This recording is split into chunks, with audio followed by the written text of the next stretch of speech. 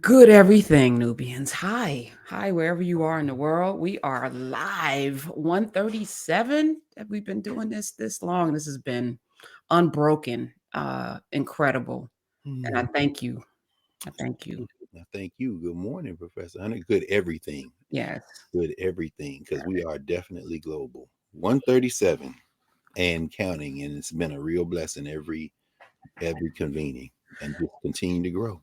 Now, this weekend is homecoming. So some of y'all are uh tailgating somewhere and dancing in your respective Q Alpha, Kappa, y'all stomping and doing all of the things that people do and Oh, getting parties on the yard. urgent care getting ready to have a little bit of a spike because it's somebody's granddaddy getting ready to show off. I want you Omegas and Kappas, especially. I'm not going to start set tripping as a member of Alpha Phi Alpha, but somehow those Qs and Newts, yeah, you just take it easy. You're about 50 pounds or more heavier than you were when you were undergrad. So when you stomp your foot this time on the yard, I want your granddaughter over there in shock as they take you to the emergency room. Everybody calm down. This is a public service announcement. Just saying, just saying. And it's a beautiful thing though, Prof, because Howard's homecoming is this weekend, but so is Johnson C. Smith and Shaw and Allen, Morehouse, Jackson State. Jackson State. Yes. In fact, when Michael Strahan was down there, I think they did Good Morning America from Jackson State. Yeah, I think Friday they did a broadcast. But these media outlets have discovered something we've known all along. Homecoming at HBCUs is only barely about the people that went to the schools, especially in the South. You know what I'm saying? Yeah, I've been to one or two, and I definitely didn't go to an HBCU. No question. These are our schools. They're our schools. This is a governance homecoming. It ain't got nothing to do with whether you enrolled. That's facts. I mean, last weekend I was looking. It was Albany State or was it Kentucky State? It was South Carolina State. Them Negroes. Now, see, tailgating in this deep South, you're gonna be eating all types of meat. You understand? Them Negroes in Texas and South Carolina and see Morehouse Spelman. I think Clark's homecoming was last weekend, but of course they all coming back. They down there now at Spelman and Morehouse or Spellhouse, as they would say. That's got a little bit of a different vibe, but it is Atlanta. But when you go to Fort Valley or you go to Tuskegee, it's gonna be a different thing. So yeah, they're in town. So happy homecoming to all the HBCUs, which is why I ain't repping no one HBCU. I got my old school AACA, African American College Alliance. This from our generation, right? Definitely. Yeah. I didn't get that one. Damn. Oh, All right. the brother who does it is up there in the New York, New Jersey area. He brought his son down. I think I told you I still he brought his son down for a college tour, maybe about 7 or 8 years ago. His son graduated by now, and the son had this on, and so they asked me as often, sometimes serendipitously, I'm coming out of class. Oh, Dr. Carr, will y'all walk us around? Sure. And I spotted the kid, and I said, "Hey, yo, man, you young boy, what you know about that right there? That's my generation when I was your age." He said, "That's my dad's company." I said, "What?" And his pops was there, like, "Yeah, this is my." I said, "Wait, hold on, man. You are the author of all those hoodies, Martin, Living Single, all Yes. with the Frankenstein cuts." He said, "Yeah, that's me." I said, "Oh, come on, man." He said, "Hold up." And so I'm giving the tour. By the time it was over, I went back to my afternoon class. He had come in with his son, and they had this joint right here for me. And I said, "What? So if y'all go to AACA, are all the ones we used to wear? They're back. They're all listed." See, I know you got to talk to us. That's Yeah, somebody else. I definitely, look, I told you I had to go get a pen because I'm like, I'll send you out. I got his information of it. But yeah, it was just such because that it seemed we know nostalgia is something, but it seemed so pure back then, didn't yeah, no, it really was. There was this it? Yeah, moment in time that a moment. we're gonna be okay, and then Yeah. it all went to pot. And I just can't imagine getting an impromptu campus tour from Dr. Carr just because he Oh just no, they used to do that all the time. Not so much now, but that's okay because we are building something now that is disrupting and upending it. I won't say disrupting is the wrong word. That is restoring. That is restoring. As we were saying, this one is the new normal, but we got the renewed normal now. We're coming back to where we were. Every once in a while, we poke through, and then everything works real hard to stop it, and then we poke through again. One of these times we're gonna break through. That's all. We're close. yeah. We're close. Yeah. Well, if you noticed, last week and before you like turn down the volume and Yes. that the volume is really loud. in so many different areas with so many different things at the same time, all of these distractions, which tells you we are on the right path. I always say when there's like chaos and drama in your life, even sometimes you caused it, but sometimes it's also you might, be upsetting the other realm of evil and they are mad. So you just stay the course and break. Once you break through, is nothing that can stop you. No. Nothing. So Yeah, that's yeah. right. Knock on some press board over here because Mhm. they ain't got the hardcore wood right next to me. Oh, a lot going on this week. I know you've been busy, everything. But like you said, it's prelude. Something's coming. Something's Something, the birth pains they call it, right, in the Bible. Mm. Be aware. So Yeah, let's give birth to some things, Dr. Carr. What we talking about today?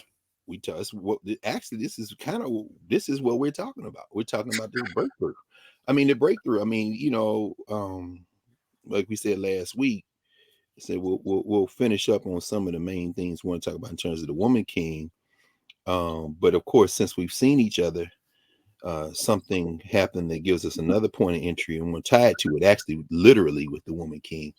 And in the larger context, really in so many ways, folks who are not in Nubia or narrative, not yet in Nubia, understand that increasingly, which if we step back and think about it, really was and is the plan. Our Saturdays are being driven by through the week, what's going on in Nubia, particularly on Monday nights, at least in terms of this space with office hours, which now half of that is going to be the course that will launch a week from this coming Monday. This Monday, we'll talk more about the curriculum. But it's really everything is unfolding in divine order because it really can't be rushed.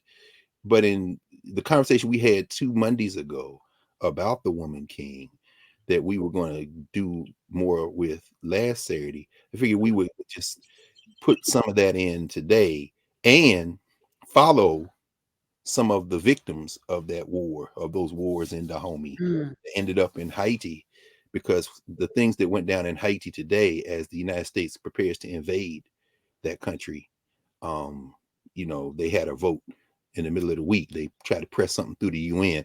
It was the anniversary of the death of Jean-Jacques Dessalines, ironically. Edwidge Dandicott was writing in the New Yorker about that this week. Everything, just really pulls us into the thing we have to face, which is ultimately human beings are going to have to deal with these problems. And as African people, we've got a particular responsibility to ourselves and to the species.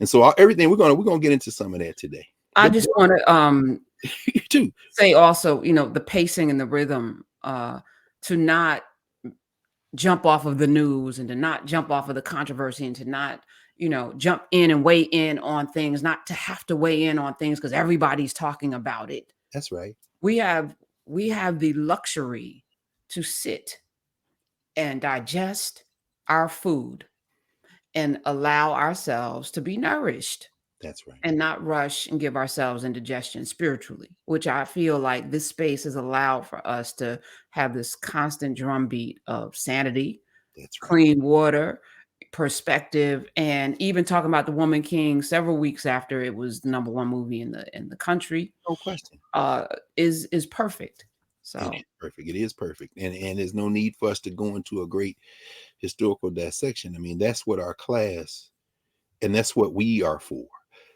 And this is in a minute, we'll talk about the class more in detail. Because it's a class because we use that convening moment. But what we're really doing is returning to the way that our learning collective work has to be done. So there's a lot of resources out there, and I've mentioned several on the so-called female warriors or so-called Amazons, both of these social structure generated concepts, which really don't fit at all in terms of what African people in that region would have been creating to describe themselves. But certainly the language we have today has a lot of literature and stuff out there.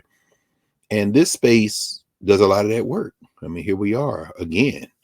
We've passed the 2.5 year mark like a metronome, Saturday after Saturday. And what we've done, if for some reason we had to stop right now and not do another convening, we could go back and unpack. And there isn't a region of the world really that we haven't either evoked or delayered a little bit, even as we've only scratched the surface in any of those ways. But this only works collectively. And so the course is a collective course. So I want to talk about that. And I also want to, just before we, as a result of our convening, all of us participate. And I'm looking at the chat here. Good everything. All folks are wishing each other happy birthday. Okay, very good. Folks are asking if they watch. Somebody asked us about the Rebellious Life of Rosa Parks, the documentary that debuted on the NBC platform Peacock. Have Yeah. you had a chance to glance at it? No, I had Soledad O'Brien on this week, so I interviewed What her. conversation y'all had? Would you give us a It was, glimpse? You I said, why, why now? And she, talked about the women that brought the treatment and she produced it. And, and it talks about all of the things we've talked about here in terms of, Rosa Parks and not being this unwitting, just got tired that day, all of the narratives that have been, and that, I got her to center, that makes white folk comfortable to think that just this woman just couldn't take it anymore. But there was she's always been rebellious. This is she purposefully went and set to do this, and she wasn't the only one. It was a massive campaign to, fight this injustice. And I'm gonna check it out, definitely. I didn't get a chance this week because I'm doing a lot of of course, things, of course. but I'm definitely, it's on my list. Like, I just watched Sydney a couple of weeks ago on I Apple. haven't seen that at Apple Joint. How is that? Yeah. I mean, it's, remember Oprah interviewed like Yeah, Maya Angelou and Cicely Tyson, and so after the lot, or other shit, yeah. so she was able to reclaim a lot of that, of that. But it was nice. I thought it was great. It was a well done story of a man, and it was some insight. Like, I didn't know all of that about his first wife and those first set of children, and how she was brilliant and literally pushed him to greatness, which reminds me of like so many others. But and that was interesting. His love affair with Harry Belafonte, Yeah, they their got interesting, relationship. And, I mean, it touched on a lot of things that I didn't know. And that's what you watch, like, oh, I didn't know that. Let me go down this rabbit hole. So I'm mm, looking forward to seeing the same thing. And I'm gonna spend money, buy tickets to Till, even though I don't think I'm gonna go see it. I just you said that. I remember you yeah, yeah. So I'm, I just feel like, we're going to support some things. And even if it's not, you know, perfectly accurate, like we talked about with the Woman King, it opens the doors. So every now and then there's going to be a Misha Green that comes through. They're going to slam the door on her because they're like, oops, how'd she get in? We need a lot of those oops, how she get in, or how did he get in? Because at some point they won't be able to shut the door. no So we'll see what happens. no question. And like you said, everything is a text. The world is full of information. For example, but what ends up happening is the things that we see presented. And this week in my Black Aesthetics class, our students, I've got them at Howard reading a book by Clyde Taylor, Dr. Clyde Taylor, which I really one of my favorite books. It's called The Mask of Art. Clyde Taylor, who HBCU grad, taught at HBCU for a while, retired from New York University. Brilliant brother, filmmaker, film critic, really more than anything else, and cultural critic. He talks about what he calls the politics of representation, or as I like to have the students walk through it, the politics of representation. In fact, this is the book, The Mask of Art, Breaking the Aesthetic Contract in Film and Literature. Very interesting. In fact, it was the cover of this book that made me buy it. I was in Chicago for a Martin Luther King Day conversation. It's probably about 10 years ago, maybe. And no, longer than that. Has to be longer than that, because Clyde Taylor, we got him to come to Howard. The students got him to come, and we had a real conversation. It was long, maybe about 15 years ago. And is it Henry Williamson, I want to say, was the minister, large CME church in Chicago, Christian Methodist Episcopal Church. He ended up being the bishop. The Christian Methodists, or what as they were founded in the 19th century, the colored Methodist Episcopal is the denomination, not like the AME Church in Philly or the AME Zion in New York, but the CMEs were founded, of course, in the South.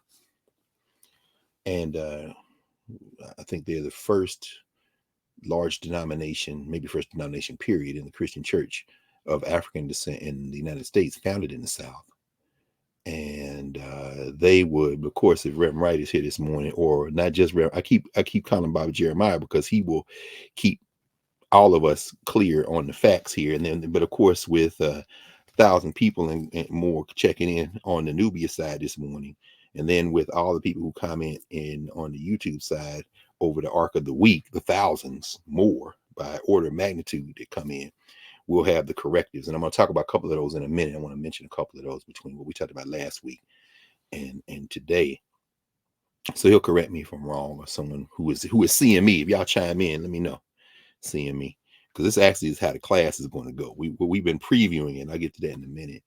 But yeah, they have a couple of HBCUs that the CME Church supports that they founded. Probably most famously a former bishop of the CME Church, Bishop Isaac Lane. So those of you from West Tennessee, East Mississippi, who know Lane College there outside of Memphis, between Memphis and Nashville, closer to Memphis, West Tennessee, y'all know Lane College. I've been through that campus several times over the arc of my life. But at any rate, they asked me to come to Chicago. And I did. And I came in on like a Saturday afternoon. And say put me up in a hotel downtown Chicago. And I got a lot of friends in Chicago, friends I stay with, my family there. But they said they insisted, when you get to the high Negro church, and of course I'm saying that tongue planted firmly in cheek. I mean, AME Zion, CME, the National Baptist Convention, that kind of thing, the whole Church of God in Christ, the COGIC, they got a certain protocol, to borrow Angie Porter's word when she's dealing with this Africana legal theory, legal studies. It's a protocol, so protocol, hey, I'm not going to buck the protocol of Black institutions. So, okay, y'all give me a hotel. I stay in a hotel room. And so I went to church Sunday, all the church related activities. And then Monday we had the conversation. I flew on back to the East Coast. I was still in Philly at the time. But that Saturday after, sat there, we ate, we talked, and I went on up to the room, and it was still kind of early in the evening, around 6, 7 o'clock. So I walked out of this hotel, and I'm downtown Chicago. So I'm walking around. I like to go look at the Ebony building, the Ebony Jet building, just always on there, Michigan Avenue. That just seeing that edifice, knowing that building was built for us, by us, always inspires me. Of course, it's not ours anymore, but that's okay. It is what it is. That was when Borders was still around, Borders bookstore. So there was a Borders down near the Water Tower. Y'all know, Chicagoans know that's the building that in the narrative they spin, this is the building that wasn't destroyed in the Great Fire of Chicago. Ms. O'Leary's cow kicked over the lantern and the whole city burned, but not this place, not the stone Water Tower. Well, just beyond that, those of you who know Chicago or knew Chicago at that time, there was a Borders bookstore, another company that doesn't exist anymore. So I went in, as always, ain't gonna pass no bookstores. So I'm looking on the shelves, and I went to the little Black Studies section, and I know the books by a lot of times the colors. So I'm scared because most of the books I can tell you what they are. If I see books like that, I know these books, right? Especially in the Black Studies section. And so I saw a book whose colors I didn't recognize. This kind of colors. You just color clean. What the hell? Taylor, The Mask of Art. So I pulled it out, and I saw this sister on the front, pregnant sister, and I said, the hell? So I looked on the back, and the first blurb said, "This is a major, perhaps unprecedented project. Professor Taylor's deft scholarship and brilliant perception illuminate with refreshing clarity the intellectual history of the cultural crises lurking behind the mask of art." Toni Morrison. Okay. It was Morrison. Okay. But here's the thing. Number one, you can't trust no blurb on the back of a book. Number one. Facts. Y'all heard that? That's from an award-winning, best-selling author in the world. When she say that, right? So the first thing I'm looking for on a book blurb is, how does person know the author? This your friend? This the publisher saying we need some heavy hitters, which is why all these anti-racist books that have come out with the same people blurbing them, that's the factory. because I mean, I don't know that y'all all in the pet club. You know, they got every generation in the last 100 years among Black people, as white publishers became aware of us, you know, they got a pet club. You know, they got a little pet club, and then so the pets right on each other's back. Let me not get into it. Adolph Reed blew them up in the Village Voice years ago with his article, "What are the drums saying, Booker?"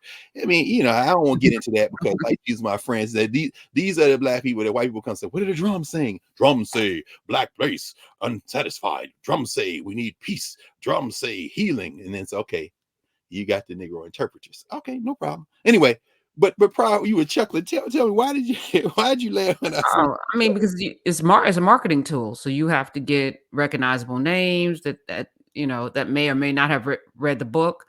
I've been asked several times to do blurbs, but if I don't have time to read too many people's manuscripts at this point, so I decline because I don't want to lie and say something's brilliant or whatever if I haven't read it and if I don't think it's brilliant. So, by and large, I would probably never do a blurb except, unless you ask me. There's see? only like two people in the world I might do it for.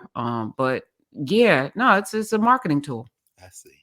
I see. And Yeah. you're saying that sometimes people write blurbs for books they haven't read? I'm not gonna say Okay, not gonna that. Yes, I'm not gonna say it. okay. I love the way that you put this. Since I don't have the time maybe I once did or did to read. So of course you read anything you were blurb. Okay, that's good. So I think that would be a social contract, and then it becomes awkward because if the book is not, if you don't think it's good, and it's all subjective, right? Because what's good to me may not be good to you, and that's the other thing. I'm wildly aware that my tastes and sensibilities may not be for everybody. So how do you even, and most of the powerfully successful books have come from word of mouth anyway, right? So I yeah, like even this. We just started something, hit record. Not, I don't know if anybody was going to listen. Now here we are, 137 episodes later, and thousands of people have joined us in Nubian narrative. It's less than Nubia's, just a year old, and narrative is 2 years, going into three and into February. But YouTube, we'll get 20,000, 30,000, 40. I think we got 50,000 on one of the conversations we had about the Queen. Mhm. And And there's that's no post COVID because we was doing six figures and more during yeah, COVID. yeah, yeah, and we don't advertise, we don't Nope. promote. I don't even, I mean, you may Nope. put something up and then I'll retweet it, Yeah. but after we're done, we move on about our day, and if And people we got get it, they the get shadow it. ban. Hmm? We got the little shadow ban on the algorithm too, because you almost got to go looking for us. I'm like, Yeah, look at y'all. I ain't mad at you though. yeah, it's weird. But It's it's cool. weird. But no, but so you saying okay, so yeah, word of mouth does it, huh? To me, I feel like that's the only way to build at this point, Oh, feed people. They say, "This is delicious," like how you recommend restaurants, like, "Hey, this is delicious." Some people will never have the appetite for it. That's fine. You can't force anyone, as we were talking about last week with salt. So let's give them salt and make them thirsty. But, I feel like we're at a point where we have to build with people who want to build. We that's have right. to build with people who want to be a part of the world that they may not see, but they want to participate in creating the world that we must live in to survive. And it is not for everyone. What do they say? The work is plenty, but the workers are few. I feel that way. And the Mm, folk that are here right now in Nubia this morning, they're about this life. And I'm so grateful because you know what it is. We don't have to convince and cajole. If you got to market too hard, then you come on. yeah, Yeah. I don't No, have the energy to do that work. So, no. and I'm grateful for our team and Ahmad and Urias and Carl and them. But we're not heavy. We don't spend a dime on marketing. We're not trying to cross promote and on different platforms. We're not out there trying to get people come over here for Facebook. If you hear about it, because you heard about it from somebody that told you about it. And if you're here, it's because you know what it is. So That's right. That's right. It's so funny. We'll maybe talk about this more or less next week. At this point, like at homecoming at Howard, I don't really go around campus, but everybody comes to town. So it's interesting to see the older you get, the less time they spend on campus. Some people never make it to campus. It's like Black homecomings, like Tennessee State's homecoming. Folk come to campus for a couple of rituals, but they basically come to town, see each other. So, yesterday I went out and, like you said, there's only certain kind of people can get me to come into public spaces around rituals like that. We got to have a relationship. And so I sat with a few, and I kept running into people who I had taught 10, 15, 20 years ago at Howard, and then other people who were in town. And it's a different kind of, and like you said, that is a network way beyond official alumni association events or administration events. Those two circles don't really overlap, and our relationships are with each other, as you said. And folks are saying here, I'm just scrolling as you talking through the chat. Creative said, yeah, Walter Mosley broke down that blurb business reading uh at a reading the other day, a reading that they attended, and somebody said, yeah, the ancestors told you to push that record button. It worked out. That's what, no question. Folks are commenting on it, and it is, we're having a relationship with each other. So even in the in this book, so I'm standing there at Borders in Chicago on a Saturday night, looking at this book, trying to figure out, but it's the names that attract me. So the four blurbs on the back are Toni Morrison, Miss Morrison. I did not know then what I found out later from her and from him and from their friend Eleanor Traylor, who's still here in the area, the master teacher, that they all taught freshman comp at Howard together. Clyde Taylor, Toni Morrison's friend. So, Ms. Morrison wasn't known and isn't known for like willy-nilly handing out blurbs, but a blurb from Toni Morrison can make all the difference in the world. I mean, you talk to you ask him what the blurb from her did on the back of Between the World and Me before, as she becoming making translation. You're very generous with that. And then the next blurb was Houston Baker, who at the time was still at the University of Pennsylvania. This is before he and his wife went to Duke and then eventually Vanderbilt. I know Houston Baker for a long time. Houston went to Howard and was a student of Sterling Brown. So I'm saying he was very generous with his blurb. And then the next blurb is really what caught my eye. Amiri Baraka. And I said, I know Amiri Baraka ain't gonna just write on the line. I know Amiri Baraka. Amiri Baraka said Clyde Taylor is one of the most intellectually stimulating and readable cultural analysts writing. His intrepid and penetrating rationales and summations of a whole host of registrations in the world of ideas, particularly of their aesthetic presumptions, are always fascinating and deeply thoughtful, whether one absolutely agrees with him or not. Okay, you honest. Because I know Amiri Baraka don't agree with himself all the time. So I mean, I don't agree with this. Okay. Taylor is must reading for those who take the world seriously. Okay. And then Walter Mosley, who, as Creative said here in the Nubia chat, told them the politics of book blurb, but he put a blurb on the back. I say, well, this is worth. So then I opened the book, and the first line, the preface and acknowledgments, plus he name checked Sylvia Winter. I'm saying, okay, hold on. You might be serious. He says, this book tries to make a contribution to an important but still scattered discussion. The way people, things, and ideas are influenced by the social and political interests mediating their presentation, the politics of representation, has become increasingly relevant with the enlarged role played by filtering and reproduction in our diet of intellectual impressions. My immediate focus is an interrogation of the assumptions that dominate the present art culture system. Specifically, I challenge the veracity and probity of the aesthetic, he puts in quotation marks, the overdeveloped paradigm for control of our values regarding art and beauty, an 18th century intellectual plantation from whose grip most of us have yet to free ourselves. I said, okay, I'm taking this book back to the hotel. Now, I was ready when they came to get me. I was ready for church, sat through the thing after, had a bit of a tout. We stayed on and came back and was knocked out Sunday night. Got up, did the thing. Why was I knocked out? Because I took this book back to the hotel and stayed up all night reading it. I couldn't put it down. I couldn't say, so I'm gonna make it through Sunday, and then Sunday night I'm gonna have to go to sleep because I got to work Monday morning here with these folks. We're gonna have a conversation, and then I'll get back I sleep on the plane. I couldn't put it down. Clyde Taylor. And then, of course, I immediately put this in rotation for a class I would teach the following fall. That was January, whatever that year was, probably 2001 or 2, because Clyde Taylor wasn't retired yet. And I looked up and I got a chance to sit with Clyde Taylor because after I had taught the book one time, the students in that aesthetics class were so fired up that they asked me if I would reach out to Clyde Taylor and ask him if he would come back to Howard where he used to work. I said, yeah. He came down, and I'll never forget Clyde Taylor coming to that room. This is a guy who is kind of known in high academic circles, and I'm saying high only in the social structure context. But he came to which he's a frequent in and out of DC. I came to find out later, but at that time, He came in and you got a bunch of 18, 19, 20, 21-year olds who not only read this book, but digested a great deal of it, had all kind of questions. And as he got up to give his kind of plenary so-called address, had a day-long conversation around the mask of art. They were talking about the papers and things they respond to. And near the end of the day, he got up to give his talk. And he stood there, and you had that moment where you can tell somebody is choking up.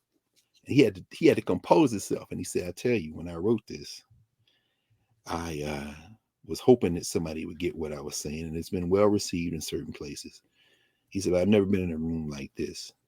And to have young people take this very seriously, he says, very humbling. And that's when I realized, he taught it many years at NYU. So you got the Black academics there, you got the Manthea Jawaras, you got the Deborah Willises and the Mike Gomez's and others, and many others who are there. But when you got a bunch of Black students, and at this time, the mix at HBCUs is an interesting mix. You got young people who are there whose parents have the resources to write the check for their tuition.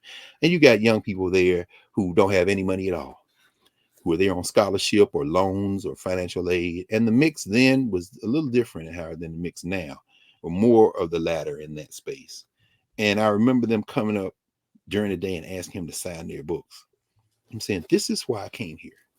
This is why I came here, because there's some incredible intellectual work going on, and our young people are often not exposed to it. But that's not why I mentioned the Mask of Art today, because in the context of what we're talking about, and like I say, you interviewed Soledad O'Brien about this new movie, and we talk about, of course, the Sidney Poitier movie on Apple. And those of us who have been in the space narrative from the last 2 going on 3 years, and now Nubia over this last year, and everyone who has been in class in this formation for now 2.5 years, we did an extensive dive into Sidney Poitier around the time he made transition. Mm-hmm. And so, we talked about Juanita, talked about his first wife, talked about his children, talked about all of that conversation, how he came into the space. We went into Barbados, came back, Bahamas rather. I keep saying Barbados, Bahamas. We did the whole narrative. So if you pause, like I said, if we never did anything else again and we just went back on what we've done, it shows you that of that field of things. And what does Clyde Taylor refer to it again? Of that field of, and to quote Clyde Taylor, people, things, and ideas, of which there is too much to absorb. Between people, things, and ideas, between the world, to borrow from the Richard Wright poem, from which Ta-Nehisi Coates takes his title of his book, Between the World and Me, between the world and us are the politics of representation. So you got people out there who say, I'm looking around too, like y'all, and now I'm going to turn around and tell you all what that is. Why? Because you don't have the time, or you haven't taken the time to do it for yourself, or maybe you do it for yourself, but I'm going to tell y'all. And then the question that Clyde Taylor keeps raising in this book is, who made you the person to interpret the world to them? And that's where you get into what he calls the art culture complex. Meaning what? These are the structures that want to shape our lives by telling us what's important and what's not. So these are the filtration devices. And what Clyde Taylor in this book is writing about, he's saying that art, in many ways, isn't art that we respond to because we discovered it. It's art that we respond to because we were told this is what you should respond to. That's the aesthetic. It's the Western concept of what's good, what's bad, what's beautiful, what's ugly, all that. And to break out of that, if we had all the time in the world, but of course we're selling our labor in order to have lights and some food and maybe 15 minutes to sit and think. And if we got 15 minutes, are we going to research the homie? Are we going to, if we are lucky, get in a space like this where we can talk to each other about what we discovered, and maybe 2 or 3 people who've had some more time or who sell their labor for the ability to do that. Somebody like me and Professor Hunter, you who sell our labor to do what we're doing right now. Or you could put down your $20 or $17.50 or $22.95, whatever, and go sit in a 2.5 hour movie and come out and say, okay, now I know. No, that's the politics of representation. Who made this movie? Why did they make this movie? So the question then becomes, why did they make the Rebellious Life of Ms. Rosa Parks? Well, if you all remember, if you go back, when we've talked about Rosa Parks and Claudette Colvin, when I showed you, for example, when we talked about April Woodson, my old friend April Woodson, who wrote a small book on Edgar Daniel Nixon, E.D. Nixon. who of course Miss Parks worked with, who worked with Miss Parks in Montgomery around NAACP, and I want to show you when we the book at the dark end of the street, which talks about when Rosa Parks went out and Reese Taylor and investigated the sexual assaults. All that we talked about all that, and it's available now in the large and growing archive of conversations we've had that are increasingly collective, which is where I'm going with this in terms of the class. We'll be talking about that in a minute. But I mean, again, if you're selling your labor in order to stay indoors, you don't have a lot of time for that. Some people take jobs where they can sell their labor, where they can just read on the job. CLR James used to write about that and talk about that. Folks like, Jimmy Boggs work in the factory, whatever. Part of the work is repetitive work. If you're a night security guard, you can sit there and read. That's still a tradition some people do. But if you watch a narrative, a representation of the life of Rosa Parks, like the rebellious life of Miss Rosa Parks, you can get a lot of good information. But it's still being curated. It's still being mediated, because out of the vast life of Rosa Parks, this is what's being narrated to you. And so my question always, with everything that is representation, every book, every film, every television show, is why did you make the narrative choices you made? And what is the message that you want to communicate to us based on this vast palette of people, things, and ideas? In other words, what is the politics of representation? Now, finally, on this subject, we, of course, talked about my friend Jeannie Theo-Harris. Jeannie Theo-Harris, her sister, both the children of Professor Theo-Harris, who made transitions a little while ago. Jeannie Theo-Harris, in this society, I suppose would be called a radical educator. She wrote the book, The Rebellious Life of Ms. Rosa Parks, on which this film is made. And when you read the book, you discover a lot of things about Rosa Parks that aren't as well known. But here's the thing about Ms. Parks, and I said this when we talked about it. In fact, I want to say we were in class when I went down, or either maybe I went down before COVID. I'm trying to remember when it opened, but I think I showed you all the exhibition catalog. Yeah, because it's been since Carla Hayden has been the Librarian of Congress. The Library of Congress has a lot of Mrs. Parks papers, and they did a beautiful exhibit on Rosa Parks. And I won't be able to put my hands on it right now. I don't know. I had some exhibition catalogs in one place, but I started moving stuff. Anyway, we did it live actually on YouTube, episode 40, and you also, that same episode, you also covered the Divine Nine. So that was. Thank you for looking. Yes. Okay. So then we know that. Go back to episode 40. You'll know what we're talking about. So no need to go into all that. But I mean, the reason I raise it is because Mrs. Parks was always writing. So if you want to know about the rebellious life of Rosa Parks, I would say, and I'm going to watch the documentary, and I'll be looking for the choices that were made by the filmmakers that left certain parts of the book out. And I read Jeannie Theo-Harris's book a couple of times. And the first time I got a chance to meet her, we were talking about that, because she works very closely with a group of educators that I work with as well, my friends at the Zen Education Project and Teaching for Change. You've heard me talk about them many times. My friend Deborah Minkart and that whole crew. I mean, just radical educators, working class folk, poor folk, college professors, real excellent formation with all free resources. I've been managing a campaign over the last several years to teach Reconstruction in the schools. And I'm very proud to be in that formation with a number of those educators, high school teachers, elementary school teachers, community workers, after school program builders, curriculum writers, so many others who do that work. But at any rate, see, you read her book and it's like, this is interesting. Okay, this is good. I mean, but of course, anytime you write a book, and you know this better than all of us, Prof, as many as you've written, that narrative is making choices. As Clyde Taylor is saying, out of the panoply of everything that happened, you told this story.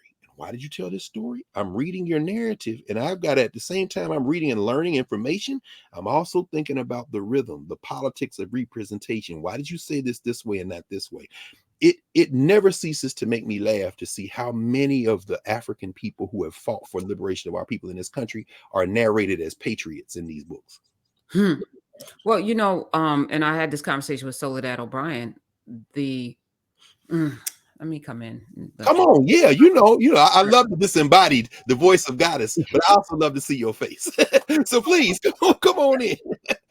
And this may be, I think I was naturally led to tell our stories through a black lens because that's the lens that I live my life through. Yes. And, but for most people who are given a green light, I'll say it like that, who are given a green light to do these projects, they're always putting, well, what will white people, what will they accept? Come on now. Because that becomes, the commerce, right? Because Yes. we can't be offensive to we can't turn off white people because then we won't get funded and it won't be successful. We need white people to watch this. We Yes. need so you do the patriotic thing because white people love patriotism, Yes. which is also, whiteness. No question about it. No question. So yeah, you have to make Rosa Parks palatable and it's just a knee jerk. It's natural that folk, and I'm not criticizing because it's No. just natural. They No. don't even recognize that they're centering whiteness when they do this. They don't even consider it, which is why it's so important what you're doing with your Africana class. What we're doing. Because Yes. any creative who wants to create anything, Yes. the framework has to be at the center of everything. And what you're doing with Nubia, with this class, if you want to create a documentary, a movie, film, TV series, and want to be true to us, you got to take this class. So I was just thinking, because I wouldn't even know. Yeah. It's natural to me, but there are choices that I make now that I wouldn't, if I go back 20 years, man, I wouldn't even thought to make these choices now. Now it's like, and how I interview people. It's like, all right, let's pull back. Okay. All right. What's informing you?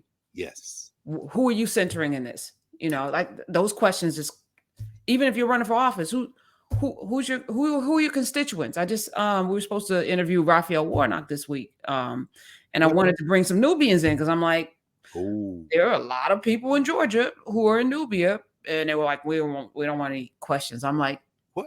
Can you just want questions from me? Can I interject here just very quickly? And this is for the Nubians. If you're not in yet, and you don't know about this, but I think that opening up a live chat while you're on the air is serious, and opening up a live chat in Nubia, that is a stroke of genius. Another stroke of genius. Anyway, it happened because Twitter effed around and found out. Oh, yeah. Remember I got hacked, and then I was like, I don't have access to. All right, so Ahmad and Uray's like, well, let's just have a Karen at the show chat, and I was like, brilliant. Okay. Right. And now that's where I am now, Monday through Friday, 3 to 6. I'm in the Nubia chat, at the Karen at the show with 1,000 people. It's off the chain, but that happened, and it's about to happen. Elon Musk, if that deal actually finally goes through here, not only is he threatening to lay off 75% of the workforce at Twitter. That's what y'all get, first of all. Yeah. But I think the platform is going to change dramatically. And everyone's like, where should we go? And I was like, say less or say more. No, I was there because it was in today's paper as well. They are terrified out there in San Francisco. Is this man getting ready to get rid of 3/4 of the Twitter? 75%. Who does that? Look, and as you know better than I do, the golden parachutes for the guy who they think they're going to fire the president. The dude gets like a $20 million buyout if he gets fired. They gonna be cool. They tell everybody, calm down. Fool, you getting ready to get 20 mil. I need a job. They said that the people are already leaving. Well, we're in a forced that I think there's a deal made with the government to force all of this unemployment so that they could stave off the recession. But at what cost? And as you mentioned, the rich always do well during a recession. Always. So the oil companies are making money because they're doing stock buybacks. The gas prices aren't going up because of anything other than these rich people making money.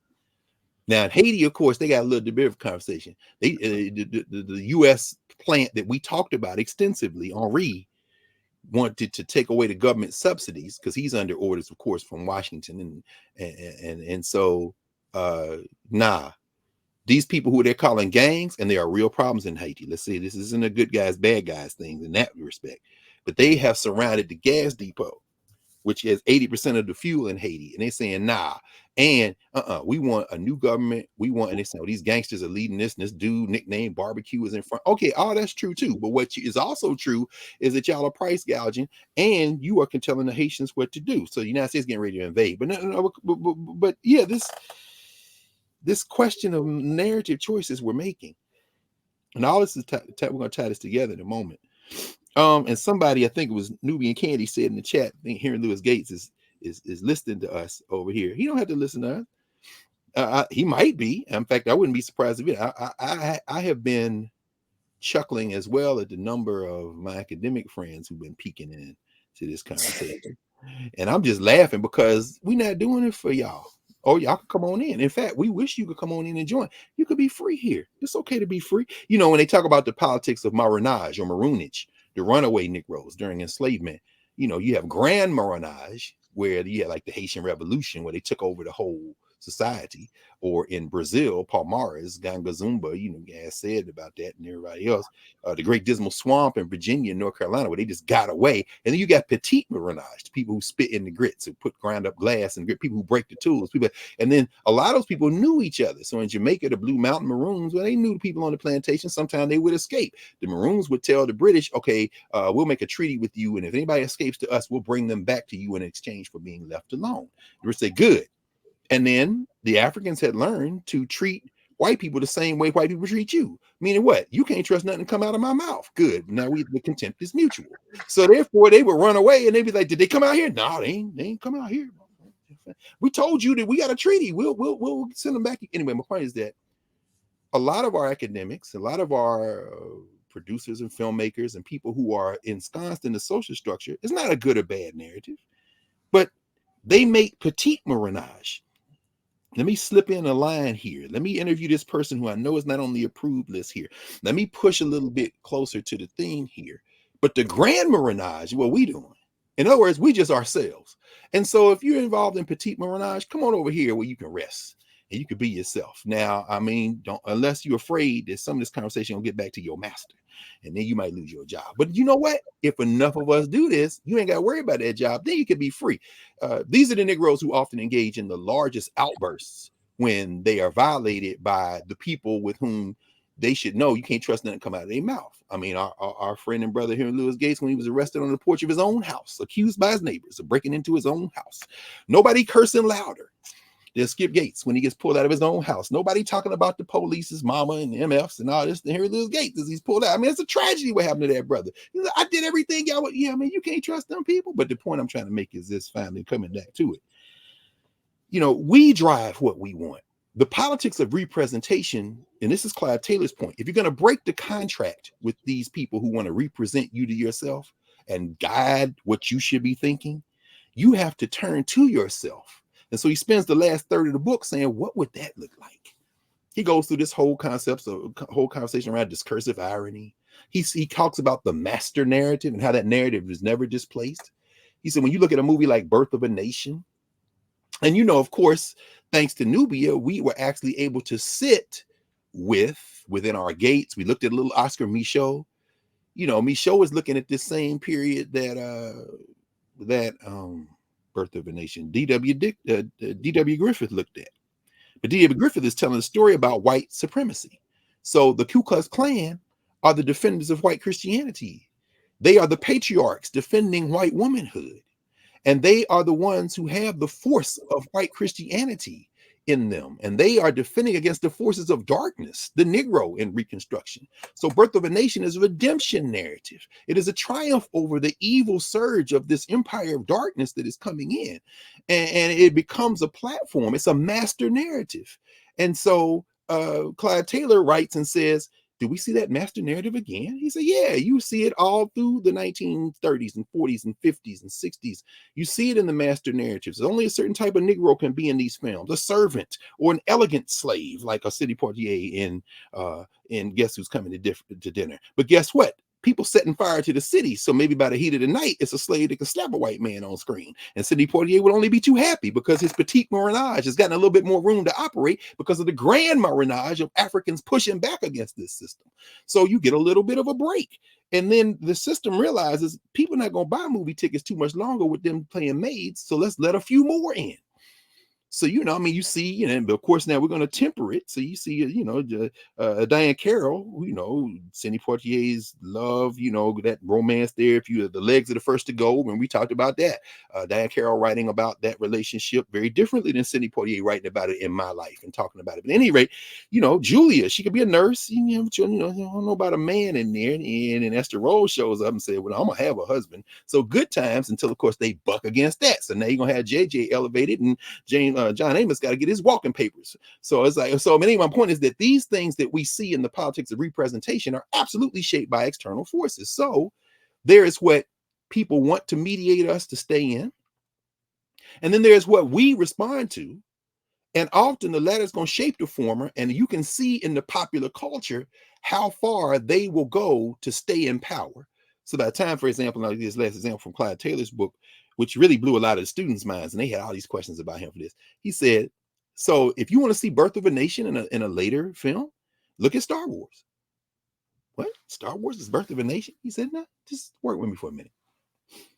He said, the forces of darkness. Who was that? Darth Vader. Yeah, the black, with a black man voice, James Earl Jones. Okay, there's a dark side to the force. What is the force? The force is Christianity. What do you mean?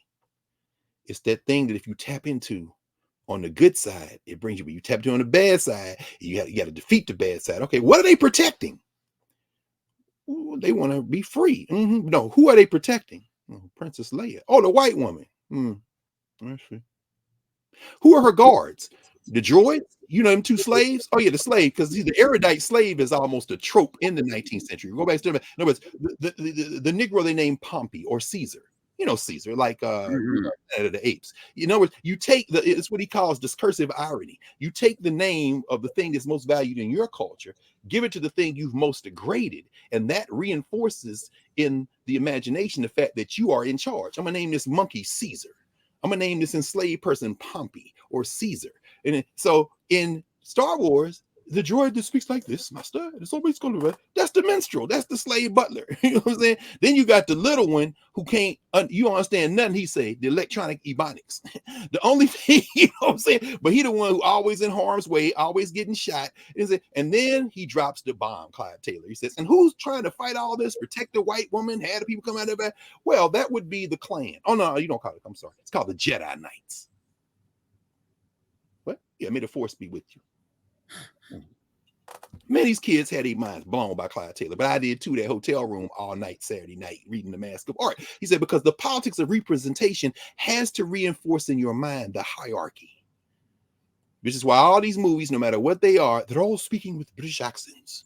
But British is not the coin of the realm of the best of European culture. No, it's not. So why are we all speaking with British accents? Because the British won the war for the mind. So I don't care if you in Russia with another millionth remake of Anna Karenina. I don't care if you in Latin America. I don't care if you're dealing with Cervantes. Made Don Quixote again. They all have British accents. Please understand. But anyway.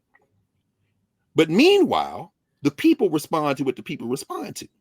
So another long days, every day's work, not complaining, just noting. And there are little moments when, go back to our conversation, of course, we had the power of the pause, where you just reset. Now you can see, if you got 2 seconds, take a breath, let the breath out, you reset. If you got a couple of hours, maybe you go for a walk. For me, it's the middle of the night.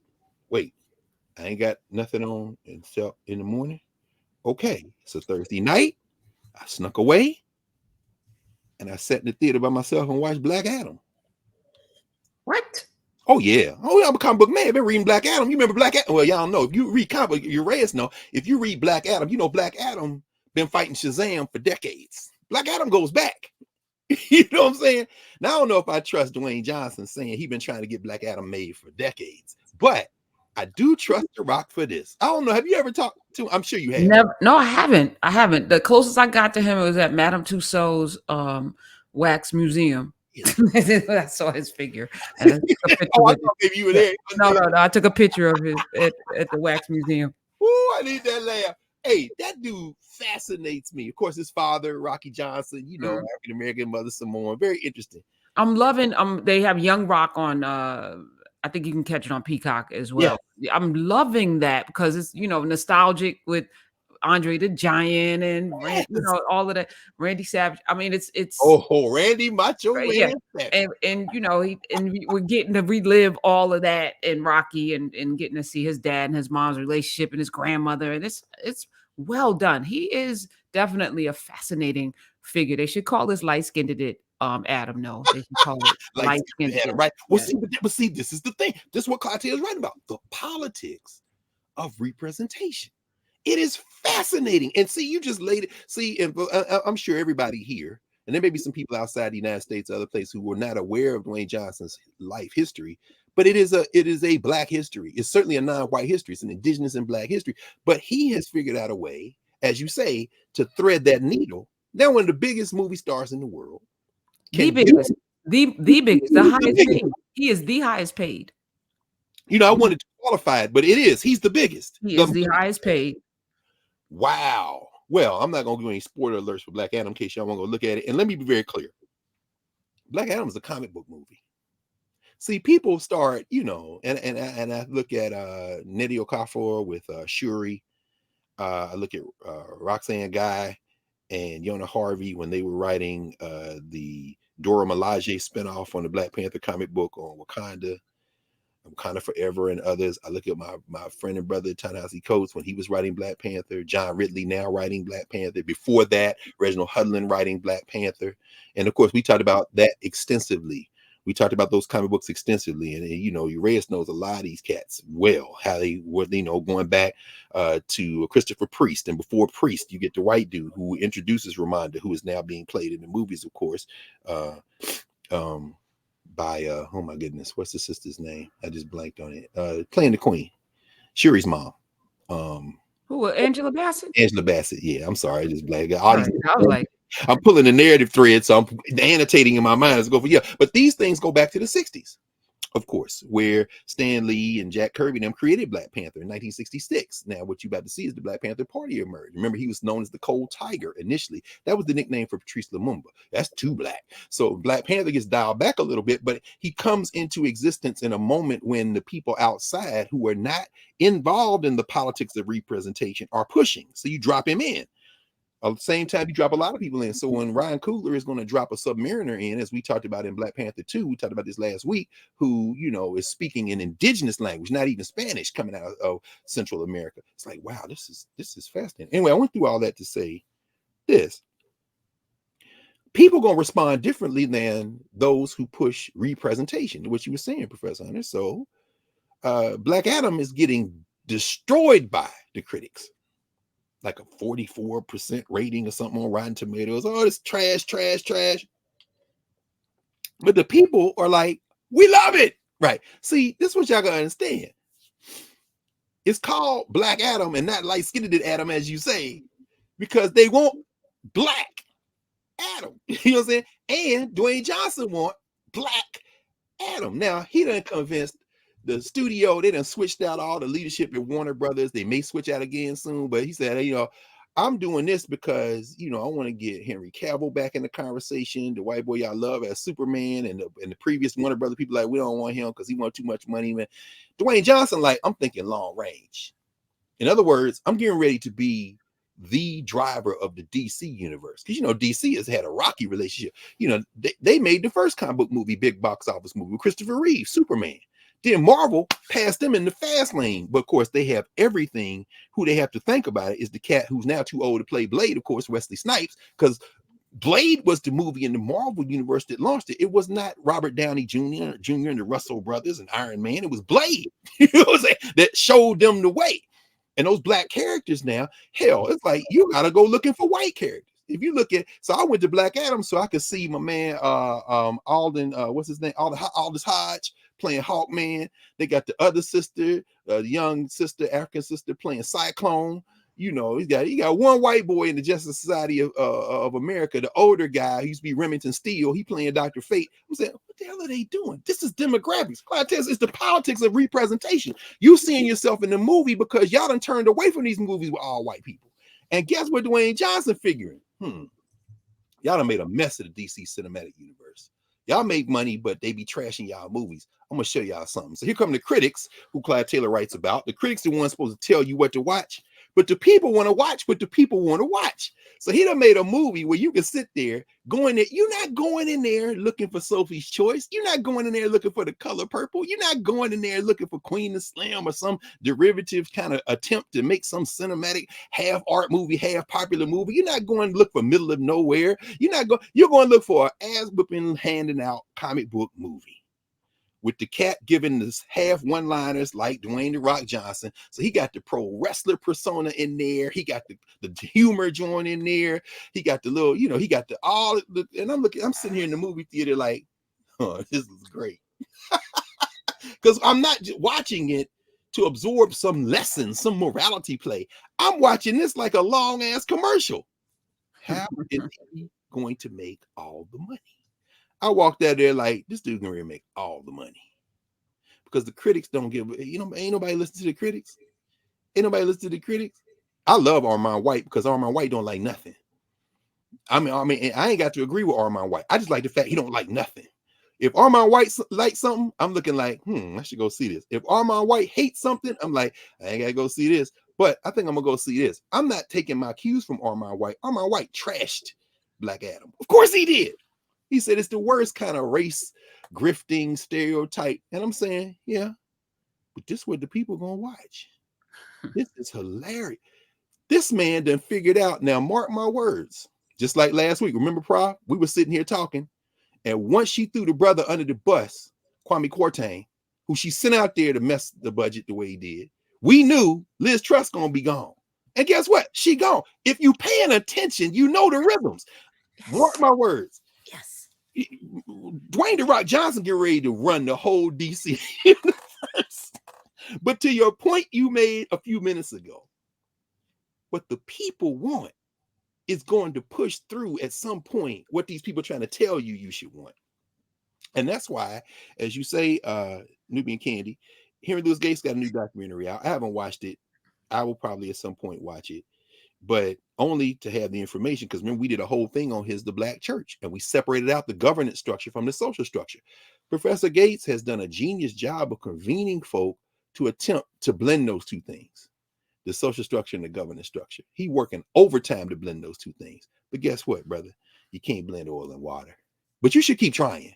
You should keep trying, because here's the unintended consequence it has. Or maybe this is what you're trying to do. Again, if it's petite morenage, you ain't gonna walk off the plantation, but you damn sure gonna try to make the plantation a little more humane. And I'm not against that, because in some part, that means you're moving the social structure one step closer to its inevitable collapse. So when you see the rebellious life of Rosa Parks on a major network platform, albeit they're digital, when you see another PBS documentary on Black people where they talking about spades and the things Black people do that white people don't see, another set of field notes, as Anderson Thompson used to call it, slave rebellion research, but now they talking a little stronger. That's because all those people who not paying attention, all that grand morenage, is beyond these people's capacity to control. So they got to join it. And they got to cultivate some more people to help speak eloquently. But what they don't realize is we don't be watching that stuff like that. And if we watch it, it's cool, but it's not at the center of our space. And shout out to our sister Tanya, she's on Broadway now with Raisin. They're redoing Raisin in the Sun. She's at the Public Theater. Yeah. Yep. I just bought a bunch of tickets to that too. Because that's how, if I ain't going to be there breathing on people, I'm going to. Right. You said that. Yep. No question. I mean, but these things aren't showing up. Keith Beauchamp and the Till movie, it's a long, in fact, I didn't even know this was a thing, y'all, but I found this magazine because, I'll be stalking everywhere to get everything from anywhere I could find it. I didn't even know, this is my bag from yesterday, and I just got this yesterday. I haven't had a chance to look at it yet. Oh, wait, do I have it? No, that's the Vanity Fair joint. I just bought that. Oh, that's too bad. I know I put that in here because, or I thought I did. If I didn't, I'll just tell y'all about it. I wish I could show you the cover because it tripped me out. I told the lady at the checkout counter, I ain't never heard of this before. Oh man, I must have left it. It's a magazine on like black cannabis, I think is the name of it. Whoopi Goldberg is the lead article. I'm like, Whoopi, give me that magazine. I need that magazine. Anyway, I know she's one of the producers of Till. You know, it's how many more times are they gonna make an Emmett Till movie? I haven't seen it yet. I eventually will see it at some point. But you know, those of you who have seen it, you should let us know what's going on in there. But again, these things are showing up because these people can't stay in charge by just keep running out the same people all the time. And Clyde Taylor talks about the politics of representation. So let's put that in the context of what we came into space today to tie up, and then talk about the class for a few minutes before we get out of here. Excuse me, y'all. I'm still got a little sniffle. I'm still drinking my tea, Sunyata Ahmed, who's got some kind of course. Y'all need to go to Calabash Tea, go to their website. She's teaching a course this week, I think, on how to make your own herbal and remedy. I mean, a whole lot of stuff she's doing. I mean, under the I forget what the banner is. We'll have to ask her tomorrow. Well, she's gonna be doing a weekly segment on the Karen Hunter Show on Wellness Wednesday. Oh yes, starting on Wednesday. So So you bringing the head witch in. That's the name of it's called that Herb Witch Workshop. That's what she's doing Thursday. I think she said it's free for anybody who want to log in on Zoom. They got an in-person thing, but I think she said she's coming in. Oh, see, we're gonna be free. We about to be free for real. So I'm just saying, this is what is happening. And when they can't control it, they're gonna try to join it. No problem. You join from the periphery because grand maroonage cannot be joined. It is maroon space. Yeah, petite maroonage, y'all do what y'all do. Yeah, but before I say anything else, I do want to mention and thank you, Larry Crow, and somebody on the YouTube side put this in the responses too. I started going back now, looking at them, and I reply to a few. Uh, uh, um, Sister Cress was not married to Margaret Cress. Two of the three Cress sisters are still on this side. Margaret Cress and Lauren Cress, Love. Of course, their sister Frances Cress Wilson. When we talked last week, we were talking about Ethel Minor and her cousins. But Frances, I'm sorry, not Frances. Barbara Cress was married to Robert Lawrence, not Guion Bluford. Robert Lawrence was the first Black astronaut. He was born in 1935, and he married Barbara Cress, who was at the funeral at Ethel Minor's funeral. And so they were telling that story. And so I misspoke. But of course, I ain't got to worry about it with Larry Crow around because Larry know all that stuff. So he was talking about, you know, Robert Lawrence never made it to space. He probably would have been the first Black person in space, but he was killed in a test pilot accident. He was actually sitting in the second seat behind a trainee, some white boy they had put in. And according to the family history, the governance history, he was killed because the white boy he had in there who didn't have a lot of good training. They coming in for a landing, and the guy messes up, hits the eject button. The white boy survived. Now the second seat where Robert Lawrence was in, the second seat has to deploy a second or two after the first seat so that you don't bump into them. Well, he hit his, came out sideways, and was killed instantly. So he was not the first Black man to go into space, but it was Robert Henry Lawrence Jr. Thank you, Larry, and thank you. Somebody in YouTube put that in this one. Thank you all, because and this actually is going to speak to in a minute. I'm going to talk about the course. This is at the heart of how we do the course. This is the course as we walk this walk together that will yield that kind of thing. So in terms of errata, I just wanted to say that. But I'm going to do a quick piece on the woman king because we talked about it some last week, but I want to tie it into what we're talking about. So let's pause here just for a second and understand that this conversation that has emerged very organically today, as it does every week, really speaks to these deeper themes that structure this coursework we are doing. So here we have a movie, The Woman King, no different than Black Adam. In other words, some instrument, some device to get you to part with your hard-earned money, but you want to come see something that looks increasingly like you, and it's got a little muscle to it. And the woman king does that. We know in the social structure that you can call something the woman king, but there's nothing that translates that like that in the cultures of Dahomey, among the Fon people, the Agoji, the women who were warriors in that space. We know that there wasn't anything like that. So in the penultimate moment, when you see John Boyega point his sword toward Viola Davis, the woman king. Okay. Okay, very good. Did I get you 1750? I got you 2250 using the IMAX joint, right? Good. Come back and see it again. Word of mouth passing. Number one. I'm tripping off. How y'all gonna try? So is this a test? The critics gonna try to kneecap Rock? The Rock? The Rock knows what sells. Why? His daddy them. That's what theater is.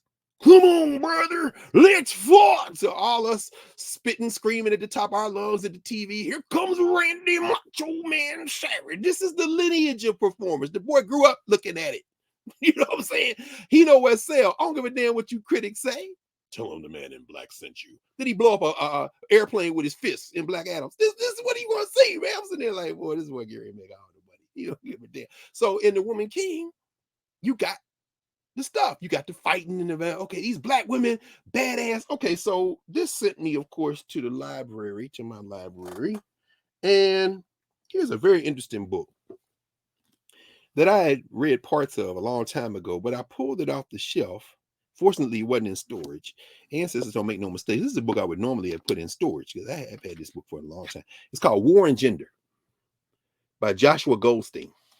A big, thick ass book. Cambridge University Press, 500 pages. The whole book is about, in fact, I'll just read you the framing. Gender roles are nowhere more prominent than in war, yet contentious debates and the scattering of scholarship across academic disciplines have obscured understanding of how gender affects war and vice versa. In this authoritative and lively review of our state of knowledge, this was 2001 when the book came out, so Joshua Goldstein assesses the possible explanations for the near total exclusion of women from combat forces through history and across cultures. Topics include the history of women who did fight and fought well, the complex role of testosterone in men's social behaviors, and the construction of masculinity and femininity in the shadow of war. Goldstein concludes that killing in war does not come naturally for either gender. And of course, he says either gender, but and that gender norms often shape men, women, and children to the needs of the war system. There you go. War is not the answer, for only love can conquer hate. War might be the answer if you the phone and Oyo trying to take you. So what looks, by the time you get to the Woman King, as an act of aggression was born in part as an act of self-defense. And why is Oyo expanding? Well, there are internal reasons and external reasons. Some of the external reasons is these Europeans that got on boats and slowly coming down the coast of West Africa and then down West Central Africa and then going around the so-called Cape of Good Hope into East Africa and then the Indian Ocean. They are setting up a world system that is designed to exploit Portugal, Spain, France, England, the Dutch. The external factors of this social structure that is being developed are feeding internal problems, creating conflicts where there were none, exacerbating conflicts where there were. And so the rise of Dahomey, as we talked about, and we've talked about a couple of times, certainly extensively in office hours, and then last week as a gesture, kind of a bit toward, and I don't want to get too deep into this. Again, I'm setting the stage for where the real work is coming from that is emerging from this conversation we're having in Nubia, on certainly in terms of this particularly one on Monday nights, and with the class about to emerge. We're beginning to de-layer people, places, and things from how those people, places, and things are mediated. The politics of representation. Realizing that every time something is represented, it's a narrative, including this moment. We're, Prof, you and I are making choices right now. This is why the participation in this course has to be collective, because what expertise is based on is representation. That's the whole university system. You pay all that money to come and sit so that people like Hunter and Carr can talk to you and guide you in a way, and you supposed to be able to trust that we know more about it than you do. At its best, that should be true. At its worst, whether it's true or not, you done paid your money, and so you're gonna do what we say. Now, if we're gonna have a course, and we are having a course, which is us, then we're about to invert that process. So when we hear Professor Karen Hunter say, bring your brick, bringing yourself, we're all experts on who we are. And it's through this collective work that we emerge and invert that. That's really what jailbreaking means. So anyway, in this war and gender thing, I said, okay, let me see, because I remember, but vaguely, he talks about Dahomey. He does in chapter 2, called Women Warriors, the Historical Record of Female Combatants. And he goes through 4 categories. 1, female combat units. He said there's only 1. And he actually quotes Stanley Alpert, whose book I mentioned, you've been mentioning, we talked about this more on Monday night, Stanley Alpern, rather, Amazons of Black Sparta. There are a couple of books, but the Women Warriors of Dahomey, this is the 2nd edition where he talks about the other major book. But Goldstein quotes him. He said, this is the one instance that I'm aware of in world history, 500-page book, where the women had their own combat unit as women. The other categories, you've got mixed gender units. He talks about the Russians, for example. He talks about individual women fighters and women military leaders. In mixed gender units, he also looks at the support groups. So y'all know, like the Women's Army Corps in the U.S., World War I, World War II. Most of that's 20th century stuff. And now women in the military, this kind of thing. But in terms of just women, and then of course when he gets into it, he only spends about maybe 7 or 8 pages, actually about 4 or 5 pages in here on Dahomey. But it's in the context of this larger thing that war is unnatural for any human being to kill somebody else. So he starts talking about the politics and culture of war. Why are you killing people? Well, of course, the politics of representation will have you believe that Black people kill each other because that's our nature. Who in the hell came up with that? And that we should be liking the idea of killing people. Whether it's Viola Davis cutting somebody's head clean off, or Dwayne Johnson holding some soldier by the neck until he electrify him and his skull and body turn into dust. What the hell? What's all this fighting? War is not the answer. Didn't you listen to? No. Militarism. Why? Because we live in a social structure that's all about handing out ass whoopings. And that violence doesn't necessarily have to be physical. It could be economic violence, as Ice Cube once said in No Vaseline. Now let's play big bank, take little bank. I mean, in other words, these violences are what allows the modern world system to persist. So meanwhile, while they were doing all this fighting and taking people back and forth, remember, of course, I talked about this last week, we read Barracoon. Remember how Kasula talks about what happened when those sisters came in and were beheading people and separating families and shuffling them out. This man is a victim. He gets brought and put on a boat, the woman who becomes his wife, and these other survivors of, and I think there's a new movie that just came on Netflix, right? In the Obama abetted portion of Netflix. Again, representation. How does the story, what's it called? Descendants, I think. Have you heard of it? Or did you have anybody yet in the conversation around? No, not yet. Okay, yeah. On Netflix, I think Descendants. I haven't watched it. Again, see, the more you know, the more difficult it is for you to watch these representations, because you see the erasures, the narrative choices. So I'll watch the Rebellious Life of Rosa Parks, but knowing what I know and knowing I will continue to know more as I learn and listen, I'm looking for the narrative choices. And I love it. I mean, you always figure out a way to make this about democracy, propping up that lie called democracy, because it ain't never existed. It wasn't in Athenian Greece. It was not in Greece. It was not in Rome. You've never had it.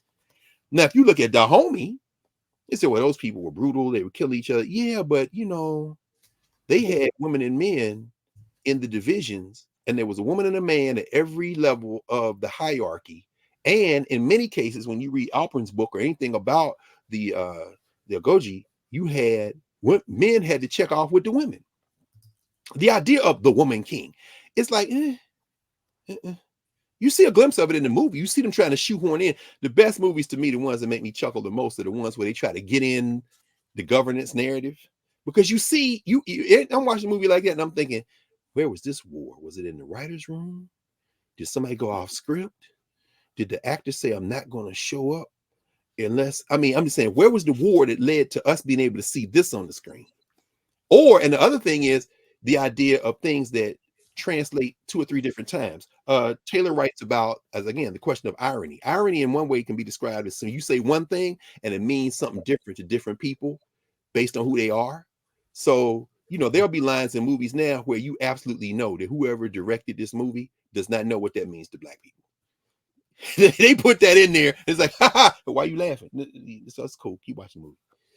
This is hilarious to me. I mean, usually it's in the purview of comedy, but it's increasingly finding its way into the white stream movies. So anyway, we know that from Barracoon, we know how he talked about that. But here's the thing. Our friend and sister Natalie Robertson, professor emeritus from Hampton University, wrote, in many ways, what is the best book that connects West Africa to Dahomey, to the diaspora, the slave ship Clotilda, as we've talked about, and the making of Africa Town, USA, Spirit of Our Ancestors. And she writes about something else I mentioned last week, which is, of course, when Martin Delany, who we also read about, Martin Delany in 1859 is actually in Dahomey, in Nigeria, and negotiates. Let me just read this out loud as I continue here. Where is it? Let me see here. Give me about 3 seconds here. I think it's in chapter. Hold on a second. Give me a second here. 122. I want to make sure I have it right. I want to make sure I'm right before I let go. Here we go. Yeah. In the chapter called Central Nigeria. Let me see. Watch this. She says, now she's traveling. Natalie Robertson went back to the places where these Africans were taken from, including those Africans who were taken at the behest of the women warriors who captured them, the women who were in the Woman King, like Kasula. She says, by traveling to southern Kaduna, I made some important discoveries regarding the culture and geographical origins of those Clotilda Africans who originated in that state. It became apparent that Abaki, Jaba, Kano, and their Atakar co-captives were captured within a 30-mile radius of Kafankan, in hamlets, fields, and towns that are linked by the Kagoro Road. Secondly, they hailed from groups that were heavily raided by House of Fulani horsemen during the 19th century. Thirdly, their indigenous descendants remain in those areas today.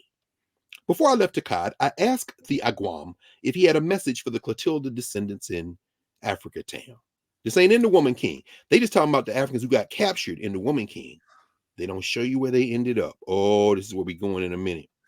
He replied, quote, my wish for your research is that it would solidify, without a doubt, those transatlantic links that would allow Atakar peoples to confidently think of the Clotilda descendants as brothers and sisters.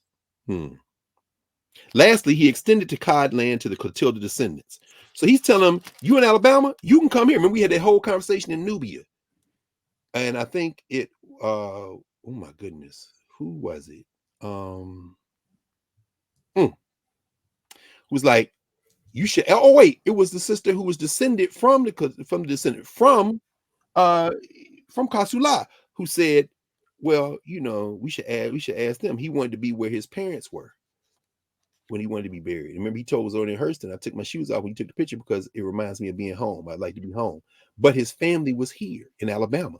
So, of course, they are buried in the same burial ground. My friend and sister, Afia Zakia, who's now the director of the Descendants formation there in Mobile, we've been talking about this, who came on after this movie has showed up. Because again, white folks have discovered Ben Raines got a new book. We talked about that.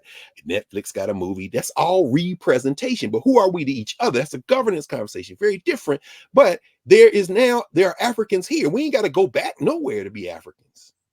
But we should have a relationship with the place our ancestors came from, which is what Natalie Robertson does when she goes backward to talk to these people and back and forth and reestablish these bonds. But watch this. She said, in addition to being spiritually moving, she said, that offer to tell these people from Alabama, you can come here. So no, Kasula, they're not going to dig him up and repatriate him because he doesn't know where his family is, which is what the sister was saying. If we knew where his parents were, maybe you take his body and take him back to his parents in West Africa, but you don't know where they are. So maybe you take something of his, some dirt maybe from the grave, and take that, and that has been done. Now you got some rituals where you can connect, draw these larger collections. Natalie Robeson writes, in addition to being spiritually moving, ways of knowing category, the offers of land by Africans to Black Americans has historical precedence. I'm going with this somewhere with this. During his exploratory mission to the Niger Valley, made 1 year before the Clotilda smuggling venture occurred, Martin Delaney, yeah, that's that Martin Delaney, we read Blake together. Those of you not in Nubia, we read Blake, y'all, and we did chapter by chapter, week by week. What a brilliant discussion. Because people say, well, y'all talking now in 2022, all this old African stuff. They weren't talking about, they weren't thinking about it back then. Stop watching The Woman King for your history. The politics of representation. No. Martin Delaney was there. Watch this. It says, during his exploratory mission to the Niger Valley, or the Niger Valley, however you want to pronounce it, made 1 year before the Clotilda smuggling venture occurred, Martin Delaney secured land for the repatriation of Black Americans on African soil. On October 25th, 1859, October 25th, 1859, when did that boat come to? 1859. King Dasumu of Lagos gave Delaney a deed to land in Okaipo.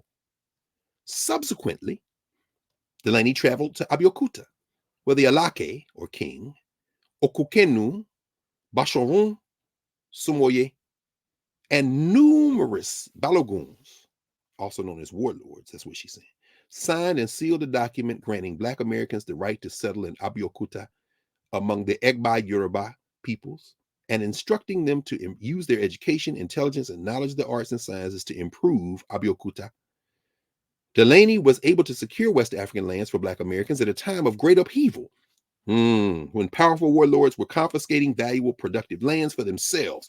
I will go on, but I'm going to pause there. Maybe we'll get Natalie to come in and Nubia. We can continue this conversation in a different way as we work through the course, which I'm coming to in a second, because you can't understand what's going on that's being represented in The Woman King without understanding there's conflicts all over the place, and a lot of it is class conflict. The elites are the ones fighting with each other. The poor people suffering. The poor are suffering unless you are affiliated with a group, with an empire, with a kingdom. This is what Kasula is telling us, and Barakun telling us on Hurston and through her us. This is my team. The ruler of my place came in contact with this other guy, said, get down and lay down. He said, I'm not getting down. So they cut his head off and keep it moving. Wow. And then took us. Right.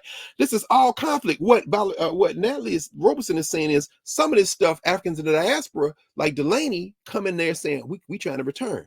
And the people offering them ability to return are also warring against other people. So Delaney's in the middle of conflicts that he doesn't have any experience with, of African born in what is now West Virginia, raised in now Pittsburgh, travels around, friends with Frederick Douglass, all this, goes to Africa, comes back. His friend Robert Campbell, the Jamaican, is there with him while they're in Africa. They're signing treaties back and forth, comes back here, fights in the Civil War, becomes the first Black major in the Civil War, spends the rest of his life teaching and involved in politics and working, buried now in Ohio. Larry Crow knows all this history better than anybody I know, because we go to that space every May Memorial Day. We'll be going back in 2023, inshallah, and I hope a lot of folks join us there. Larry's putting it together now as we speak, but I'm going through all that to say that Delaney is represented at the National Gallery of Art and Smithsonian African American Museum and everywhere else.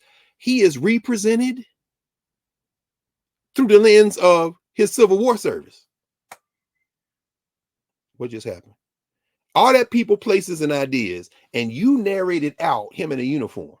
Why? Because that's what's important to you, and that's what you want to make important to us. No, that's your rating, but I want to go see the movie for myself. Oh, Delaney is, man. And then you look around and say, okay, now why did you make the choices you made? You still wanting us to swear allegiance to this, right? So now let's tie it to what's going on in Haiti right now. These sisters, you talk to some people, you read some literature, you listen, and a lot of Haitian stories. Now we know Dahomey was well represented in Haiti in terms of the enslaved who ended up in that enslavement social structure.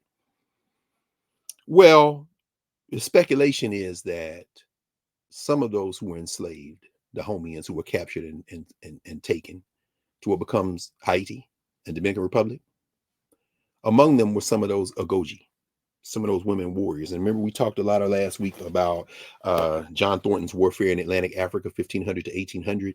This would have been a period And then into the 1850s, where you see 60s, where Dahomey is ascendant and then ruling at the point of maybe having maybe 5,000 or 6,000 Agoji.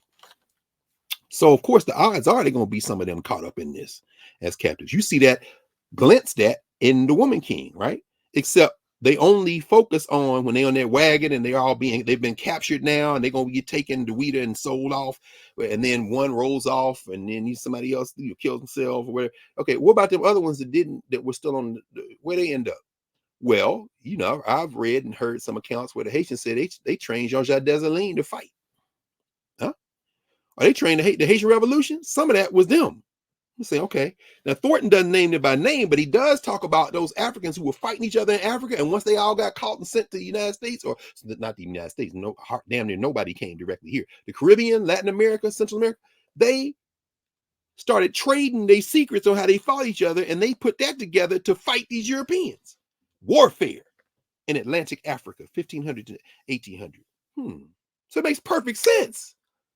Now, can you make a Woman King 2? What happened when they got to the Haitian Revolution? They ain't ready for that. Hollywood not ready for that. Y'all gonna make that movie in Nubia. And I'm all here for it. I'm saying it should be made here. And then once people are they making them choices, then you're gonna see it in Hollywood. Viola Davis is not gonna play that role 20 years ago, 30 years ago.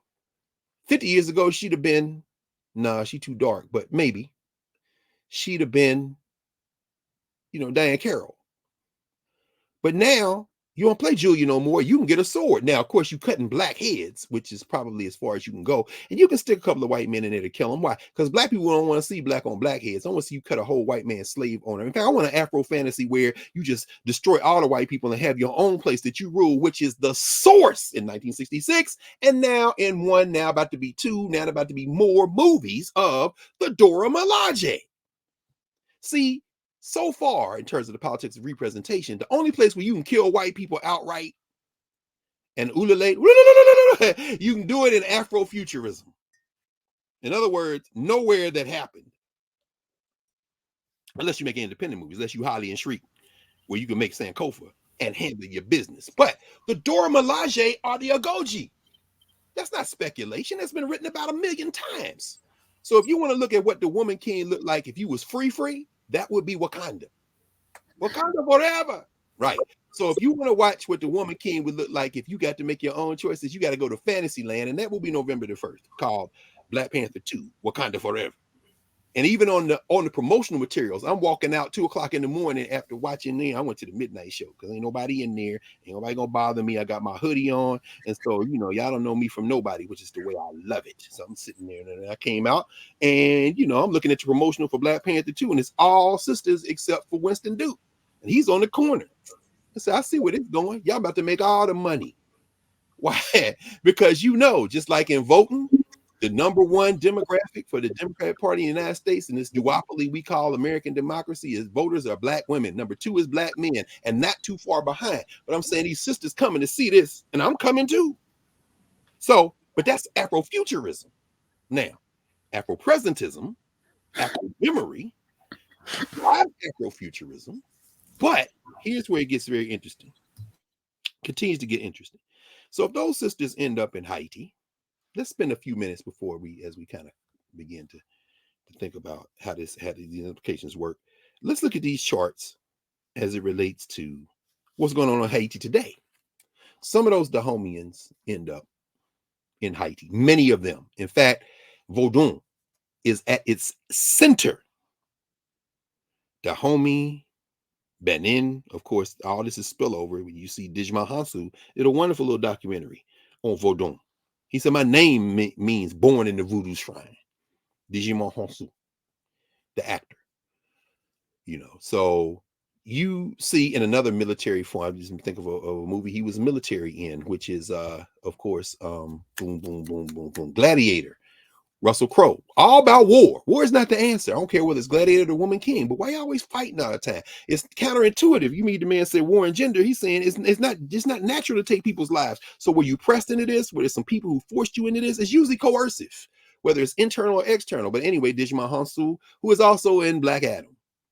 Yeah, y'all saw Shazam. If you know the comic books, he got to be in Black Adam. Why? Because he one of the wizards that gave Shazam the power, because you got to say Shazam, and Black Adam says Shazam. They got the same lightning bolt. I'm looking at this like, where are you going with this? And I love how, they got it, in DC, DC is good for making up countries. They're not like Marvel. They don't like to put the names like, oh, Wakanda's made up for sure. But I mean, Kandahar or these place where Black Adam is from, all that, it's a made up place like Metropolis, like Gotham, they make up. They don't say New York. They don't say San Francisco. They don't say, but for the most part. But in this one, when you see Black Adam's origin story, you read the comic books, but you also know it's the same 7 wizards that gave Billy Batson his power in Shazam. And eventually Shazam gonna fight Black Adam. I'm watching the movie like, look at The Rock getting ready to make all this money. How many Shazam movies you gonna make? And you got the Justice Society in here with no backstory. That means Justice League. Oh, and you figuring out a way to try to get Superman back. Look at this boy making this money. But anyway, my point is this. In Shazam and in Black Adam, you see Digimon Hansu as one of the wizards. And they speak in this power into The Rock, like they spoke it into the guy that plays Shazam. They are naming Kemetic Neteru. You have the wisdom of Jehudi. May you have the strength of Heru. Okay, just funny. Just not made up. What are you doing, Dwayne? See, you in here with us. If you were newbie, you taking Dr. Betty's class, you immediately picked up. Now, is that a victory for us? I'm not thinking about victories and losses in Hollywood. It's Hollywood. They're trying to get your money. However, the more we push, the more the thing that wants to maintain the hierarchy has to absorb enough of it to be able to remain in the hierarchy. So we keep doing what we're doing. And like Professor Hunter said, you put your head down, do your work, whoever come, the world begins to move towards you. Why? Because the world wants to stay in the formation it's in. But here's the irony of that. In trying to stay in the formation, they are continuing to open to the thing that's going to destroy the formation. Oh, anyway, so these Dahomians end up in Haiti with Congo people, with some Yoruba people, with some other people who come in, because we see it in the ways of knowing of Vodun, of Haitian culture, all that, in a social structure that's trying to kill them all. Well, if Jean-Jacques Dessalines was one of those Africans who learned some combat technique as a child and growing up from these Dahomians, which may have included some of the Agoji, the anniversary of his assassination, his murder in 1806, just passed. That was last Wednesday. Well, we know that last Wednesday was also the day that the United States representative to the United Nations, a sister, Linda Thomas Greenfield, made a plea to the UN for 2 things. Number one, to grant some authority. The first thing to sanction these gangs, as they're saying, led by a cat named Jimmy Cherizier, who they nicknamed Barbecue, who is supposed to somehow be the leader of this D9 group of gangs in Haiti and Port-au-Prince, who are holding hostage the fuel depot at a place called Veru gas terminal on the coast, Port-au-Prince, central Port-au-Prince, the big city, the hub in Haiti. These gangs got it hostage. At least that's the narrative if you're reading the representations of the Western media, CNN, New York Times. You can't trust none of that stuff. But who can you trust? Maybe nobody. But the key is, going back to Clyde Taylor, people, things, and ideas, things that are going on, ideas, people, movements. Between them and us is the representers. So what source can I trust? You can't trust no source completely, including people, because people are starving. There's going to be another cholera outbreak. They can't get drinking water. The people in Haiti are in the streets. I saw a picture of a cat on a horse dressed like Jean-Jacques Dessalines in the street last week. Now, the people scared of the gangs? Hell yeah. There's violence going on. There's torture. There's rape. There's all kinds of reports coming out of Haiti. Are the people scared of Henry, the prime minister the United States put in, Ariel Henry? Hell yeah, because they want him gone. Guess who else want him gone? Barbecue and the gangs, the D9. Not the Divine Nine. D9. But if they say Divine Nine in Haiti, I guess they're talking about Dambala and Yemaya. I guess they're talking about Ogun. Yeah, they definitely talking about Ogun because they strapped, y'all. But they want Henri gone. The dude barbecue giving press conferences saying, what do y'all want? Why y'all got this thing hostage? Why y'all got Veru gas terminal hostage? 80% of Haiti's fuel comes out of that gas. They said, these gangs got us tortured. So if you turn on CNN, you read the New York Times, and the Washington Post have printed like 9 op-eds in the last couple of years. And in the last few, they've done week after week talking about, gotta go into Haiti to save them. Rescue mission, rescue mission. Ain't no damn rescue mission. It's an invasion. And they getting ready to invade Haiti. Let's talk. Why these gangs got the gas hostage? Ariel Henry, remember they assassinated Moise. We talked about that extensively too. Moise with the U.S. Moise was going to raise the gas prices. The people said, damn, it's already too expensive. Henri, who is absolutely installed by the United States, vetted here. They got their gang, the United States gang, is called the Core Group. We talked about that too. The United States, France, Canada. They got the UN on board, the Organization of American States. Well, a lot of the UN. OAS is the puppet organization for the hemisphere. The United States runs right here down the street in Washington, D.C. So Ariel Henry, who was here, is vetted, and Henri announces we cutting all subsidies for fuel. So now the gas prices getting ready to go through the roof, and the poor people are like, hell, the gangs, John Henry Clark saying some stories, it ain't no good guys, but they are organized enough to do what? To stop them from coming to get any more fuel. There will be no fuel. So now the people suffering. What are the people saying? Hell, we were suffering before. Now this rape got to stop and all this violence, these damn gangs, we scared of y'all. We can't leave our houses. At the same time, Henri not going to save us. And what you doing, Henri? We want you to out. Guess what the gangs and the people agree on? Henri got to go. And all of you stooges who are with the United States. So what does the United States do?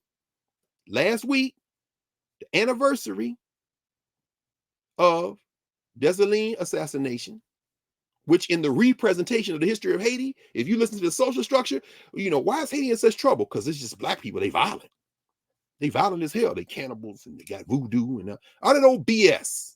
They've been making that same lie a million times, whether it be Roger Moore, Live and Let Die, James Bond, where they got the voodoo guy, Mr. Big, played by Yaphet Kotto, whether you come up to the serpent and the rainbow, whether you come, if you see it, when you go to Marvel Comics, at least the old version of Brother Voodoo, he's gotten a lot better now, because again, people ain't read that BS no more. Certainly if you Haitian, certainly if you know anything else, you're not going to read that stuff anymore. So, but what happens is, they have now ginned up, to quote Clyde Taylor again, the representation machine. It's the media. They drumbeat for invasion has now louder and louder. And last week, you get Ariel Henry, the propped up stooge from the United States, calling for United States, or no, I'm sorry, foreign intervention. What the hell does that mean? So the UN Security Council meets and they send the sister. Man, still got the bitter taste of that son of Jamaica shaking that vial of chalk before they sent your children to die in Iraq. Colin Powell to do that. Well, now it's Linda Thomas Greenfield calling for military intervention. Number one, cut off the money to barbecue. He got money, he got foreign bank accounts. Cut it off. Why? We got to get at that fuel. Okay. Get it to fuel. When you get the fuel, you're going to keep the prices low. You're going to do some more. Oh, no. We just want the people like Henri. And they got another group that met at a hotel called a Montana Hotel in Haiti, the Montana Group. These people with the U.S. too. Here's something Henri, the current prime minister, the installed one, and the Montana Group leader has in common. They were both participants in the coup that led to deposing Jean-Bertrand Aristide in 2004. Guess who's sitting behind that? Y'all friend and all of his friends. You know, Bill Clinton and them when they went in there in the 90s. And then 2000, by 2004, it's George W. Bush and his friends. You know, Dick Cheney, who's kind of running the country. You know, Dick Cheney, whose daughter y'all are now caping for, because she recognizes that the collapse of the United States government would mean the collapse of her criminal enterprise. She's not going against Trump because she's all of a sudden for humanity. She's trying to get her friends and her daddy's friends and her daddy's friends' friends to keep making that money. So y'all better stop caping for her, my vice president's friend. But then from Bill Clinton to George W. Bush, Haiti been getting invaded. And in 2004, the United States propped up the invasion to get rid of Aristide, and the cats that was in part of it are now back in power. And they met last week with the United States bag man for the hemisphere. Their bag man for the hemisphere was he's the State Department lead guy for the Western Hemisphere, was down there meeting with them in Port-au-Prince. They lining up probably the 5th invasion in the last 100 years in Haiti, and they gonna do it. Because remember, the last time they had a quote-unquote stabilizing force, 2004 to around 2017. It was the UN. That's when you had the cholera outbreak. You talk about rape, you talk about violence. You saw that down there then. 13 years the UN was down there. This Montana group, these business leaders, so to speak, this whole, Brian Nichols is the bag man for the United States. He's the lead person from the State Department dealing with the Western Hemisphere. He down there lining it up. What we gonna do? Well, the first thing we gotta do is get them gangs away from the gas. Because the people in the streets, the people are like, yeah, we need the gas. And it's okay, yeah, well, then we trying to help you. We're going to intervene. No, hold on. What we need more than the gas, because we've been suffering. Because if you unblock the gas and still double or triple the price, that ain't helping us. What we need is Henri gone and the Montana group gone. And what we need is for you not to invade United States. So the United States has to have some cover. And they got some cover, y'all. They got some cover. They got a law they passed. This is your Congress. They got a law they passed that they haven't tried out yet. Haiti gonna be the test case. It's called the Global Fragility Act. The Global Fragility Act authorizes the United States to intervene. That's their favorite word.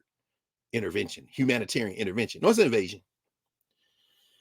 They will invade to help governments that are disintegrating or have disintegrated. What? Global fragility. Now, that's what they've been trying for a long, this is before they had the law. They've been trying forever to get in Venezuela.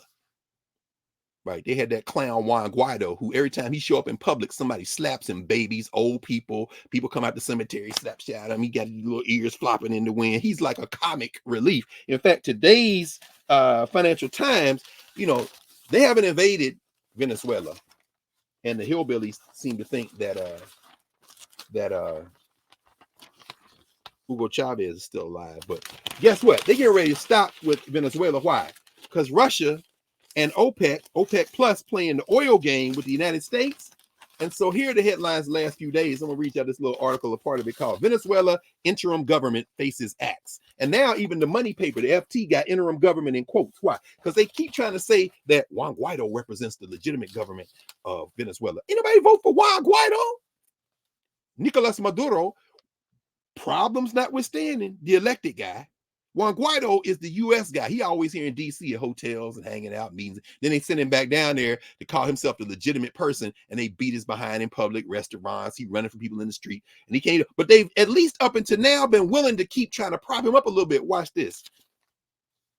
Venezuela's opposition parties are discussing a plan. This will be the Venezuelan version of the Montana group in Haiti. These some people still on the Western payroll. Venezuela's opposition parties are discussing a plan to wind up their, quote, interim government, end quote, and abandon Juan Guaido's claim to be the country's legitimate leader. Belated recognition that the U.S.-sponsored attempt to unseat President Nicolas Maduro has failed after nearly 4 years. The end of Guaido's interim government would close the chapter on one of the world's most bizarre diplomatic experiments. A coalition of more than 50 mainly Western, probably all but two nations, established formal relations with a shadow opposition regime and administration to try to force regime change in Caracas after allegations that Maduro had rigged his re-election in 2018. Here's the money paragraph, paragraph 3. It could, don't you love it? It could also pave the way for the United States to ease oil sanctions on the Maduro government, opening an alternative source of supply for Western nations boycotting Russian crude due to its war in Ukraine. Okay. So what happened in Venezuela? All of a sudden Maduro is better? All of a sudden when Juan Guaido kill somebody? No, we need the oil, bruh. And we can't swap you out. So therefore, we just gonna abandon you finally and just talk to Maduro. Can we get some gas, bro? Can we get some gas? Because the Russians is killing us. By the way, Linda Greenfield Thomas last Wednesday, talking about we want the UN to put sanctions on barbecue so we can get out that gas because the elite need the gas. The poor can go to hell. The poor in the streets talking about, yeah, we don't like the gang stuff either, but we don't like this dude even more. So therefore, we want you out That's the first resolution. The second resolution she fomented. They got a vote on that. Yes, a thumbs up on that. The second one was still being debated. We want to invade. Who is the co-author of these? Breaks my heart. Mexico. What is AMLO doing? What is López Obrador doing? Why are the Mexicans co-sponsoring it with the United States? Well, to do that, you got to back out another valence and say, why is Mexico? Well, guess what? When a lot of those Haitians are fleeing Haiti because of the chaos that the external forces have, because what they're really fighting, Edwidge Dandekot wrote about this in the New Yorker a couple of days ago. What they're really fighting, Edwidge Dandekot, by the way, we know, the writer, the Haitian writer, sister, she lays it out very beautifully. But what she says is what they're really fighting is apartheid. Economic and social apartheid. Haiti been being punished since they broke away and made themselves free. And a lot of the external forces are fomenting the internal violence.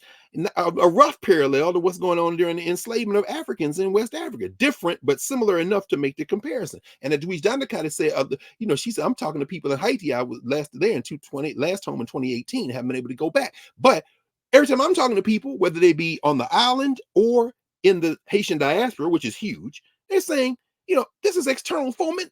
It's being fomented externally. Of course it is. Of course it is. Here in the United States, we talking about Kanye. We talking about the NBA season that started. We talking about football. We need to be talking to each other about Haiti and Ethiopia and Brazil and all these other places. The global majority that Karen Hunter has put at the center of our consciousness every day, day after day. And why is this important? And how's this going to tie to the course we're doing? I'm coming to that in a second. Just want to make sure we're thinking about Haiti right now, because that wasn't the only meeting they had. The bag men went down there because they trying to prop up a new regime, and they probably telling Henri, bro, you got to go. We'll swap somebody else in from this crew here, the Montana group, who they call it the opposition in the Western press, politics of representation. They ain't the opposition. All these cats on the same team. Henri, we tried it, but bruh, you know, these people want your head. Now, we can get barbecue money froze. We trying to, but these people in the streets now, and it ain't about barbecue, it's about us, and we got to get out the headlines, bruh. But guess what? While they doing that, oh, by the way, after they approved that, they sent a Coast Guard ship, the biggest one in the Coast Guard fleet, to the waters just off Port-au-Prince, under the auspices of the military. No, I'm sorry, not the auspices of the military. That Coast Guard ship is under control of the Department of Homeland Security. Ain't no lie. Because Haiti, as a colony of the United States, as a territory of the United States, is part of the United States Homeland Security. Wait, no. I'm sorry, I was thinking about Puerto Rico and Guam, Virgin Islands. No, it's another country. How the hell is this Homeland Security? No, because they probably going, if they can get barbecue, they're going to arrest and put them on that boat. And they got the rapid deployment joints on the boat that they can get off, the tanks, you know, and part of the Global Fragility Act that I talked about, it's also an authorization that is tied to what they call small footprint operations. That's black ops. That's the hit squads. Not to say that ain't who took out Moise before, the hit squads, the black ops joined. Because remember when they arrested those cats, they went from Haiti. Now, the other meeting they had last week, or actually a couple of weeks before this, the president of the Dominican Republic came in town. Luis Abinader. Abinader, the president of the Dominican Republic, rich businessman. I think he came into power like 2020. He was in D.C., met with Nancy Pelosi. Then he met with United States aide. That would be Samantha Power. Remember, she used to be the UN representative. In some kind of way, he's sitting up with Kamala Harris, the vice president of the United States of America. Shortly thereafter, the Dominican Republic, with military assistance from the United States, tightened up closing off the border with Haiti. They setting it up. I know Kamala Harris is of African descent. I know her father's Jamaican, her mom from India. It's a great story. The politics of representation. Kamala Harris is no different than Barack Obama. They are the president, the vice president of the United States of America, not the vice president of black people. Not governance, social structure. So you can cheer and be nice. It's nice to have black people, but let's be very clear. The president of the Dominican Republic, then DR, met with her, met with Pelosi, met with Sam Power now, went back. They tightened up the border. Why? Now they got the Coast Guard ship out over DHS on the anniversary of Dessalines assassination, which people celebrate, or at least commemorate, not celebrate, in Haiti. You get the UN to sign off on your thing, but guess why they couldn't get the second resolution? 2 countries saying, no, I ain't going for invasion. Y'all already know, Russia and China. But see, they're trying to checkmate Russia, or now because in the EU, that natural gas is full.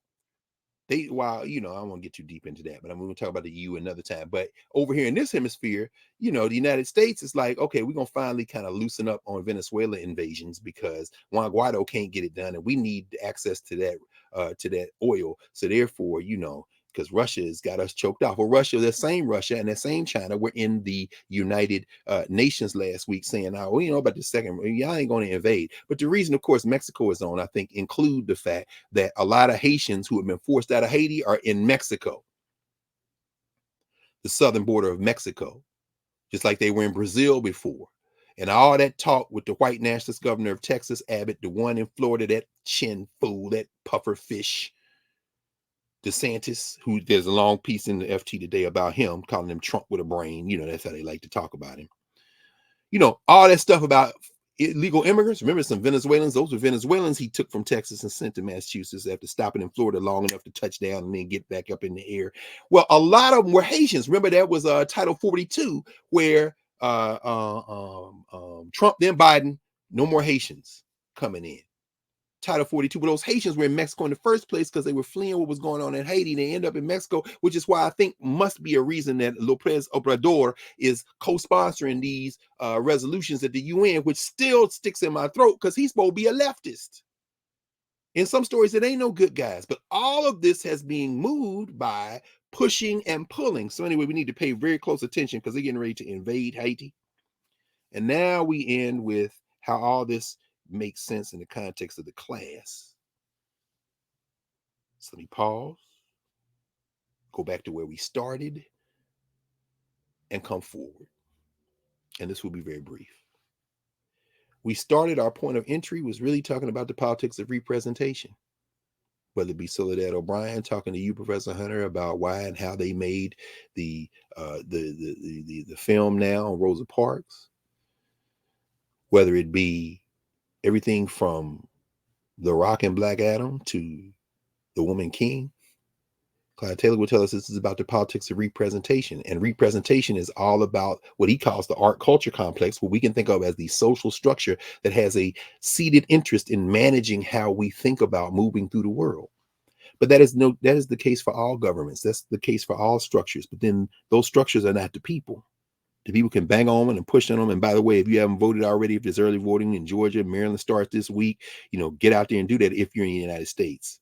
If you're in some of these other places watching or in the room from Burkina Faso or Nigeria or Brazil or Haiti or DR or wherever, England, where we see, of course, as we said, in fact, I love this front page of today's Financial Times, right? Because who do they have? Could the Tory turmoil get even worse? You better ask Oz Adesoje. Adesoje was the one who was talking, I think, when we had opened the conversation about what to do. In fact, Adesoje, remember in office hours, you were saying, maybe we should repatriate Kasula. And then one of his relatives comes in and says, yeah, we've talked to folks, we've had conversations, but his family is here. He would like to be where his parents are, but he can't, where they are. Right. This is a governance conversation. That's how we're working it out, which brings me to where we're going. So we started with the politics of representation. We then took it through an analysis, or at least not an analysis, kind of gesture toward how the Woman King, in terms of people, places, and ideas, things that actually happen in West Africa, are very different than how they're going to be presented by the alt culture complex, and how our work is governance work, grand Marinage work, not petite Marinage work. Petite Marinage work is often influenced by grand Marinage work, so the documentaries get quote unquote better. So the series get a little bit more representative. Why? Because the social structure realized you can't keep running that stuff out because the people ain't watching. We rate Black Adam at 44. The people say 90%. Oh shit. The Rock laughing like, I know the people. I know you too. I'm standing in both worlds and I'm about to make all the money. Well, here we are in Nubia. Grand Marinage, governance formation.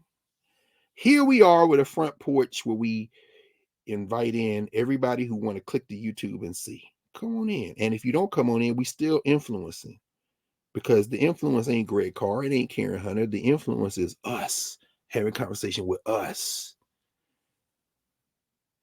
And now we have the space to launch this next dimension in the work, which is a formal space where we talk about this intro course.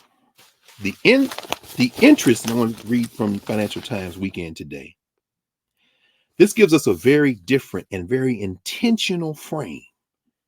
This is Africana, not Afro-US, not Afro-Haitian, not Continental African. No, Africana. Africana is Africa when and wherever you find it. It overflows all those boundaries, those artificial lines. This is not introduction. This is not going to be an introduction to African US course. No. We now walk the walk. I'm glad we are launching. And by the way, logistically, as I said last week and last Monday, this Monday coming up, in the wake of Sunyata Amin, in the wake of Mario Beatty, in the wake of all of the formations we have, all of the work that we're doing, all the work we're convening, all the stuff that's connected, the hub, we're keeping up with global events, everything that's going on Monday night. This Monday, we will go through the course framework, the syllabus. Syllabi are a tricky example, because syllabi are usually about representations. Here, all the stuff out there that everybody went to school to study. Now I got a PhD, which means I'm supposed to know more about this than everybody. And then I write a script for what we should study.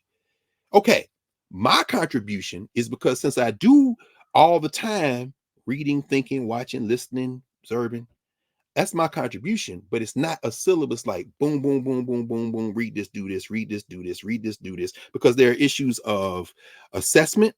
There are issues of rubrics. There are issues, but here's where the course differs. We're doing a course now that is truly grounded in our formation. And I piloted some of this in the course I've been teaching for years at Howard, the Introduction to African States course, which is an Introduction to African States course. I'm glad I had a chance to do this because I restructured that course to anchor as kind of a petite Marinage to our grand Marinage. I restructured it. So it's a 2-part thing now. We just finished part 1 in our course, which means it's a good time to launch this. So Monday night, we're going to go through the framework. Then the following Monday, a week from this coming Monday, we start. The first hour of our 2-hour office hours block will be the course. The part 1, we go through the conceptual categories one by one. In the course I'm teaching at Howard, we did a week apiece. Here, I'm mapping it out, thinking maybe we'll do 2 weeks apiece, but it will be driven by how we interact together, because the process will emerge naturally. We are making the course. And that's so the first part of the course was, I won't say first number of weeks. The first part, conceptual categories. Social structure, who are we to each other? Governance structure, social structure, who are we to other people? Who are Africans to other people? Governance structure, who are we to each other? Science, ways of knowing, what ways of understanding reality in each other have we developed over the course of time? Adjusted, critique, this kind of thing. Religion, philosophy, those names are too small. Ways of knowing.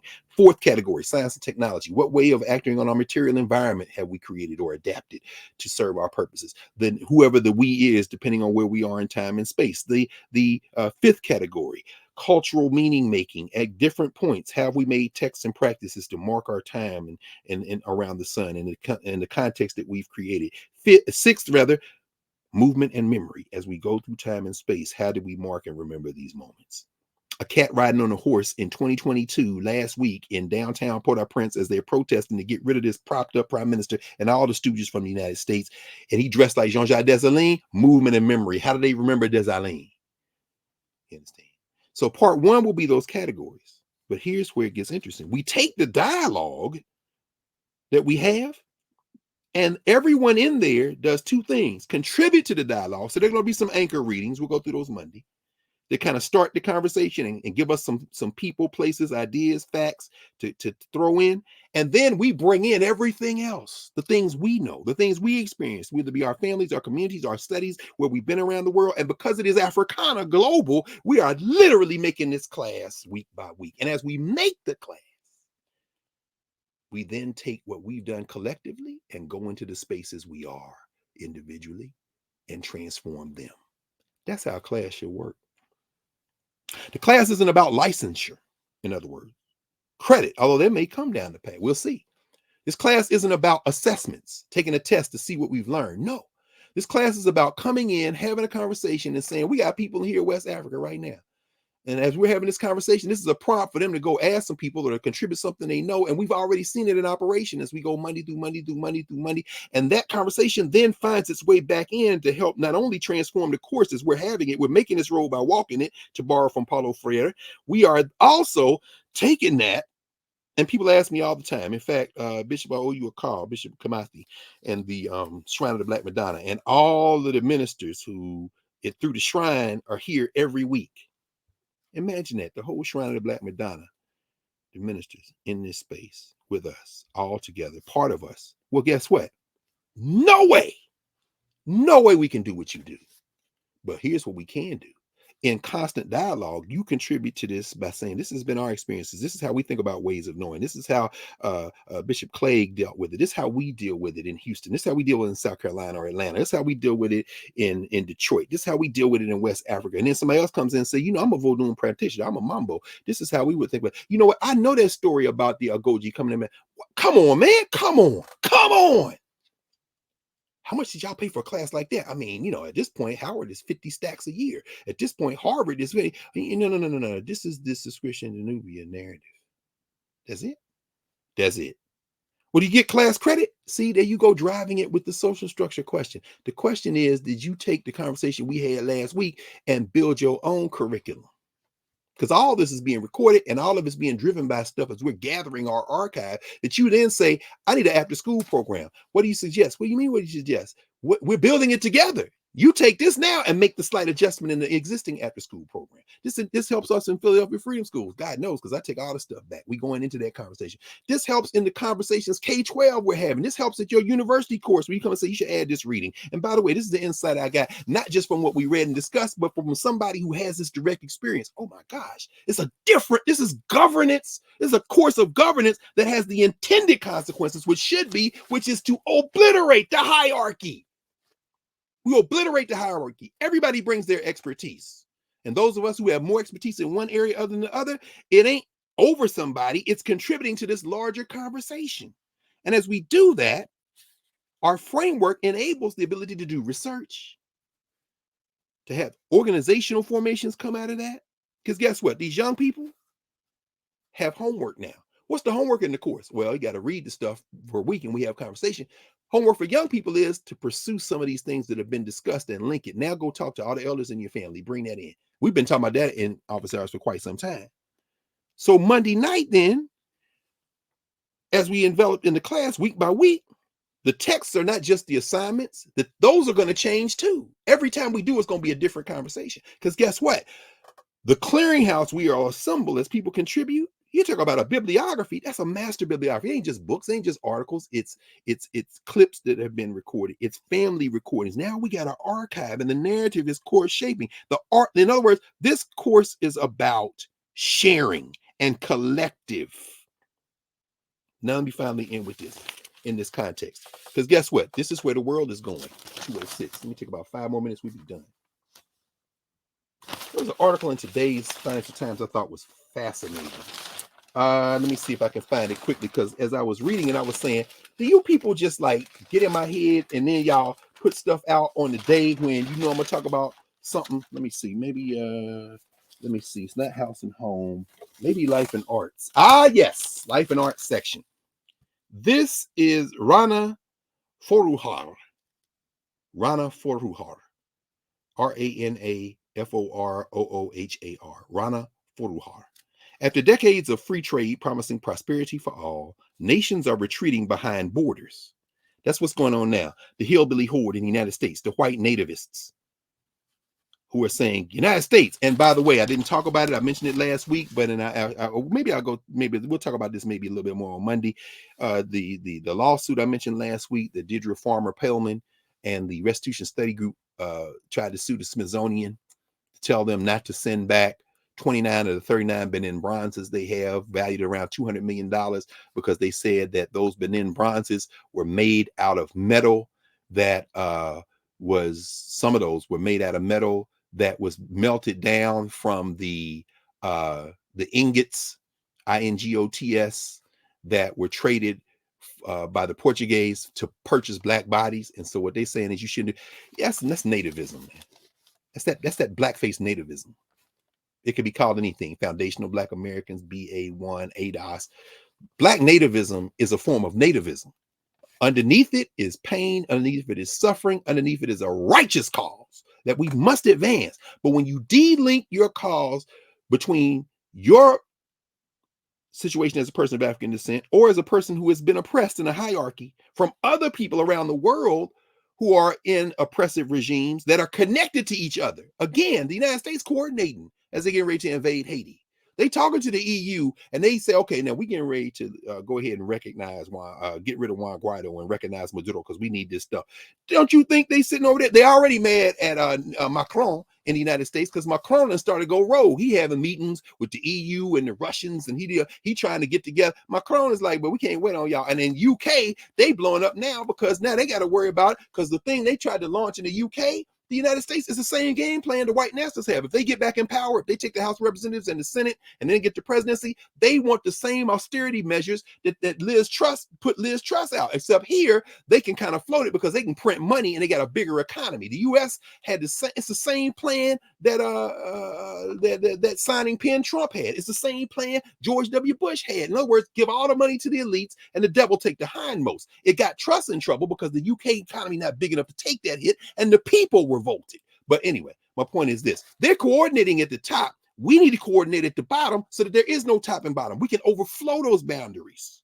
But in overflowing those boundaries, what this course allows us to do is do that work without having to dismantle a hierarchy. We're building it literally together. I hate to use the metaphor, but I will, from the ground up.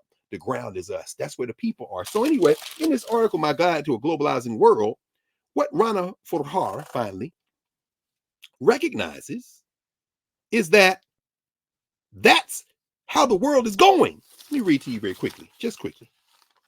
She says, I'll never forget an interview I did years ago with the late Richard Trumka. Some of y'all union people know Trumka. The then president of the AFL-CIO, America's largest labor union. Trumka, a tough-talking former Pennsylvania coal miner turned lawyer, told me about a conversation he had in the 1990s with a Clinton administration official about the fallout of NAFTA. Remember that? Which had been ratified in 1993, and the potential impact of China coming into the global trading system. By the way, if y'all been following what's going on in China, Xi Jinping, they talking about a people's economy, got these people scared as hell. Why, you getting ready to nationalize some more shit right here? Ho, ho, ho. Pay attention to China. Maybe we talk about that next week. Continuing, he says, Trumka was concerned about a sudden flood of cheap labor into the global marketplace and the effect it would have on American workers' incomes and lives. See, that's the nativism. If the wages go down other places, they got cheap labor, it's going to affect us here. The union's job is to keep those things propped up. But let me tell you, this is what the labor leader told this writer. Watch this. Quote, I told the official that the deals would kill us, and he agreed, end quote. But the official said that after a while, quote, wages would start to go up again, and things would even out around the world, end quote. When Trumka asked him how long this process of leveling out might take, he answered, about 3 to 5 generations. Rana writes, 3 to 5 generations. That's a century in the lives of the communities and the people in question. Is it any wonder then that the average American worker, just as those in many rich countries, has begun to question globalization? Now, globalization ain't questioned when the United States decides to invade Haiti.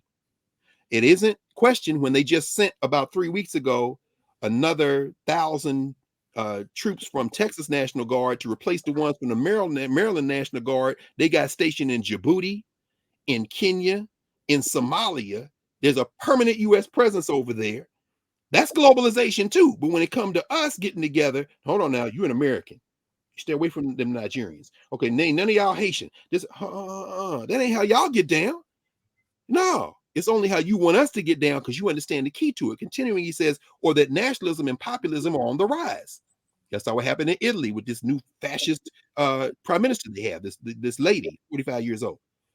She says, as Harvard professor Donnie Roderick, one of the few mainstream economists to challenge the received wisdom of his profession in recent years, argued in 2011, quote, democracy, national sovereignty, and global economic integration are mutually incompatible. We can combine any two of the three, but never have all three simultaneously been and in full integrated. Today, it's quite clear that the pendulum of history is swinging away from global economic integration. Right. Everybody trying to go off in a corner. I'm talking about the countries, not the people. Some of the changes that go along with this, from market chaos to trade wars to real wars, are extremely worrisome. But beyond the immediate troubling headlines, there are both challenges and opportunities. Here's my guide to our new era. This is a long article. I won't go into it, but I want to make this point as it relates to our class as we close for now. This course overflows all the country borders. This course is Africana. It's us together. The things we generate into it, we put into place in the local formations we're in, which engender an ability to see each other together. And then we can do political action, take action to tell, United States government, your representatives, whatever, y'all not going to invade Haiti. These people out here, their biggest concern is not the gangs, although that's concern. Their concern is you interfering in their country. The people in Haiti can say, yeah, we see what's happening. The people in the Dominican Republic say, yeah, I work in that baseball factory, them draws factory. Yeah, I want to see baseballs because I got a job over here. But at the same time, I understand they're playing my market off against your market, and you're just too busy watching the damn Astros play the Yankees to connect what's going on in very baseballs they throwing as part of this mess. And the fact that the people throwing the baseballs are from my country. Do y'all understand? All this works together. But the thing that fascinated about me about this article is that she's got the first section she writes is globalization isn't dead, it's just different. Then she goes into the age of dual circulation, think citizens, not consumers, own your own networks, which is really a space to us. And we'll talk more about this Monday night, but there was a line in here I wanted to end with because she said that, let me see. Hold on, give me a second. Here we go. Consider, for example, the common economic assumption that it doesn't matter where jobs are located as long as they are created, because people will simply move to them. But as Harvard academic Gordon Hanson, one of the figures within this movement to reimagine free market capitalism, puts it, when workers without a college degree lose their jobs, few choose to move elsewhere, even when the local market conditions are poor. One reason for that is that they depend on the family and community ties of place to buffer them in difficult times. Hanson and his colleagues are building new, highly localized models of how economic growth happens in different areas. You want to know how this ties to the class we're about to undertake? Wherever you are, that's the local. What we're doing, that's the global. The global impacts the local by strengthening the connections we have, because people who are so desperate that they can't stay where they are, they leave the country they love, Haiti, they end up in southern Mexico, and they get pulled into a proxy war that the United States and its stooges are trying to wage to keep propping itself up. And then they recruit the people who are here to move against the people who are there. But in our course, as we examine who we are to each other and how we can connect with one another, we can get past a lot of that engendered representation of conflict. We can get past that long enough to have conversations about how we can support each other in our local manifestations as this economy, this global economy, which already knows all this, has to yield to the reality that you can't prop up a hierarchy anymore where people will simply move if they're desperate enough. They're not just going to sit down and die. So this course in many ways is getting ahead of what's coming, and so that we can propose and enact actions creatively together and in our individual places that will enable us to live better and more fuller lives, and perhaps even at some point, I don't know, at some point contribute to saving the planet. But that's what we're involved in now on Monday nights with our course that we'll get through the syllabus on Monday night. I cannot wait. Yeah. Like I got my notebook. I'm ready. I'm ready. Many of us, and I've heard this a lot. We went to school. Maybe we have degrees. We did well. Some people have PhDs here. Yeah, no question. But I've never experienced this. And so I can't, again, thank you enough. And I'm going to always thank you, because the freedom that comes from being able to be in community, in a classroom full of people, thousands of people, Yes. and we're all on the same page trying to get to the same place, which is called freedom in ourselves and our community. And you have provided us with all of the tools and weapons. So thank you. I'm grateful to be a person who has been blessed to be in community, not only with you, because this is the conduit without which none of this is possible. You've given us the platform and the quantum leap, and had the vision to see it as it emerged before it even emerged. That is a true gift. That is a gift that goes beyond description, quite frankly. And we're all eternally grateful to you. And I'm grateful to all the ancestors and all the elders who have poured into me, to you, to all of us, that we now get to be in real dialogue with, because they wanted the same thing we want. And we all want the same thing for our children and the next generation. And it isn't about the color of our skin. It isn't about where we were born, but we know that Africa has something to say to the world. Du Bois said that. And so, yeah, I do want to mention one other thing. My man, Jim Lawson, James Lawson there. That's him as a younger man. That's him as an elder. He's in his 90s now. They just, this is just a little book of some of his writings, Nonviolent and Social Movements, the Teachings of Reverend James Lawson, one of the architects of the so-called civil rights movement in this country. They just named a new high school in Nashville. Used to be Hillwood. I remember playing baseball with cats from Hillwood High School in the summertime on the traveling teams. There's no longer a Hillwood High School. In the fall of 2023, the James Lawson High School will open in Nashville. It's a small thing, but you know, at some point when I go home, I'm going to have to go by there and get me one of them sweatshirts or something with Lawson on it, because it's a beautiful thing when they name something for an elder while he's still here. I mean, you know, he's in his 90s. Hopefully he lives however much longer, a lot longer, but doesn't matter. You know, it's a beautiful thing. James Lawson is a cat who, an elder, a Baba who we should know a whole lot more. In fact, this rotten social structure should be on its knees every night, thanking the world and thanking James Lawson for coming into the world. So that's one of the. Amen. Hold that book up again. Yeah, this is just a small little thing that was published by UCLA a few years ago. Nonviolence and Social Movements: The Teachings of the Reverend James M. Lawson Jr. And this is probably the picture we know him best at, because again, he trained John Lewis and Diane Nash and C.T. Vivian and all them. That's him, you know, Martin Luther King during the period. And here he is as an elder. Yes. Yeah, it's great. Anyway, yes. Thank you. Thank you. Before we go, and thank you. A couple of weeks ago, you introduced us to Ed Boucher, just in passing. Yes. And I went down a rabbit hole, and then brought Chris Jones, Dr. Chris Jones, Rocket Science.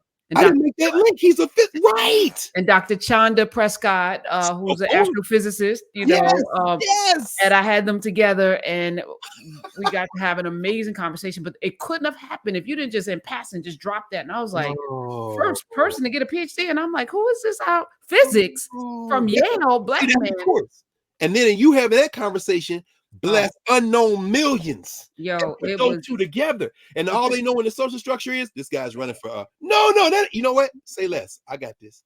Thank you. Oh my gosh. So this is what I'm saying. The bounds, there are no bounds to the amount of I can't even describe what it is, but it is firing off so many things. Just, you know, so the platform is one thing. That's great. Yes. Yeah. Oh, no question. But it's the banging up against one another, and the seeds drop that somebody else picks up and plants. Like, you don't even know how much this is going to reverberate. And it's going to be beyond anything that we could even imagine. So I'm just grateful for that too. Thank you. Oh, thank you. All right. Hey, spread the word now if you want. I mean, just know, well, either way, spread the word or not, like you said. We keeping our heads down. We doing our work.